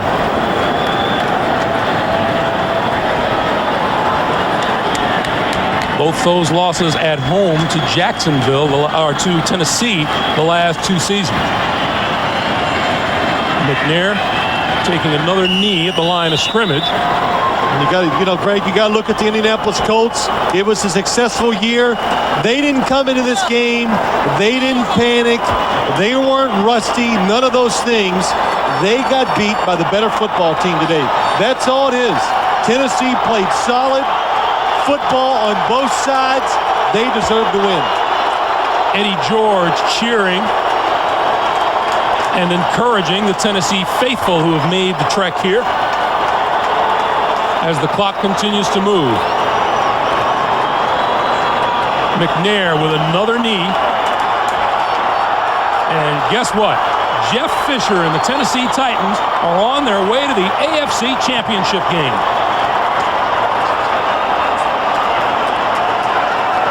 Jim Mora still without a postseason victory. Now 0-5 for his career. Jeff Fisher told us last night, we think we can win this football game. He had a plan to do it. They came out and they executed perfectly. Well, they did. Both sides of the football so well played. The big stars for him, they stepped up. They had big games. That's why the Tennessee Titans are going to Jacksonville to take on the Jaguars.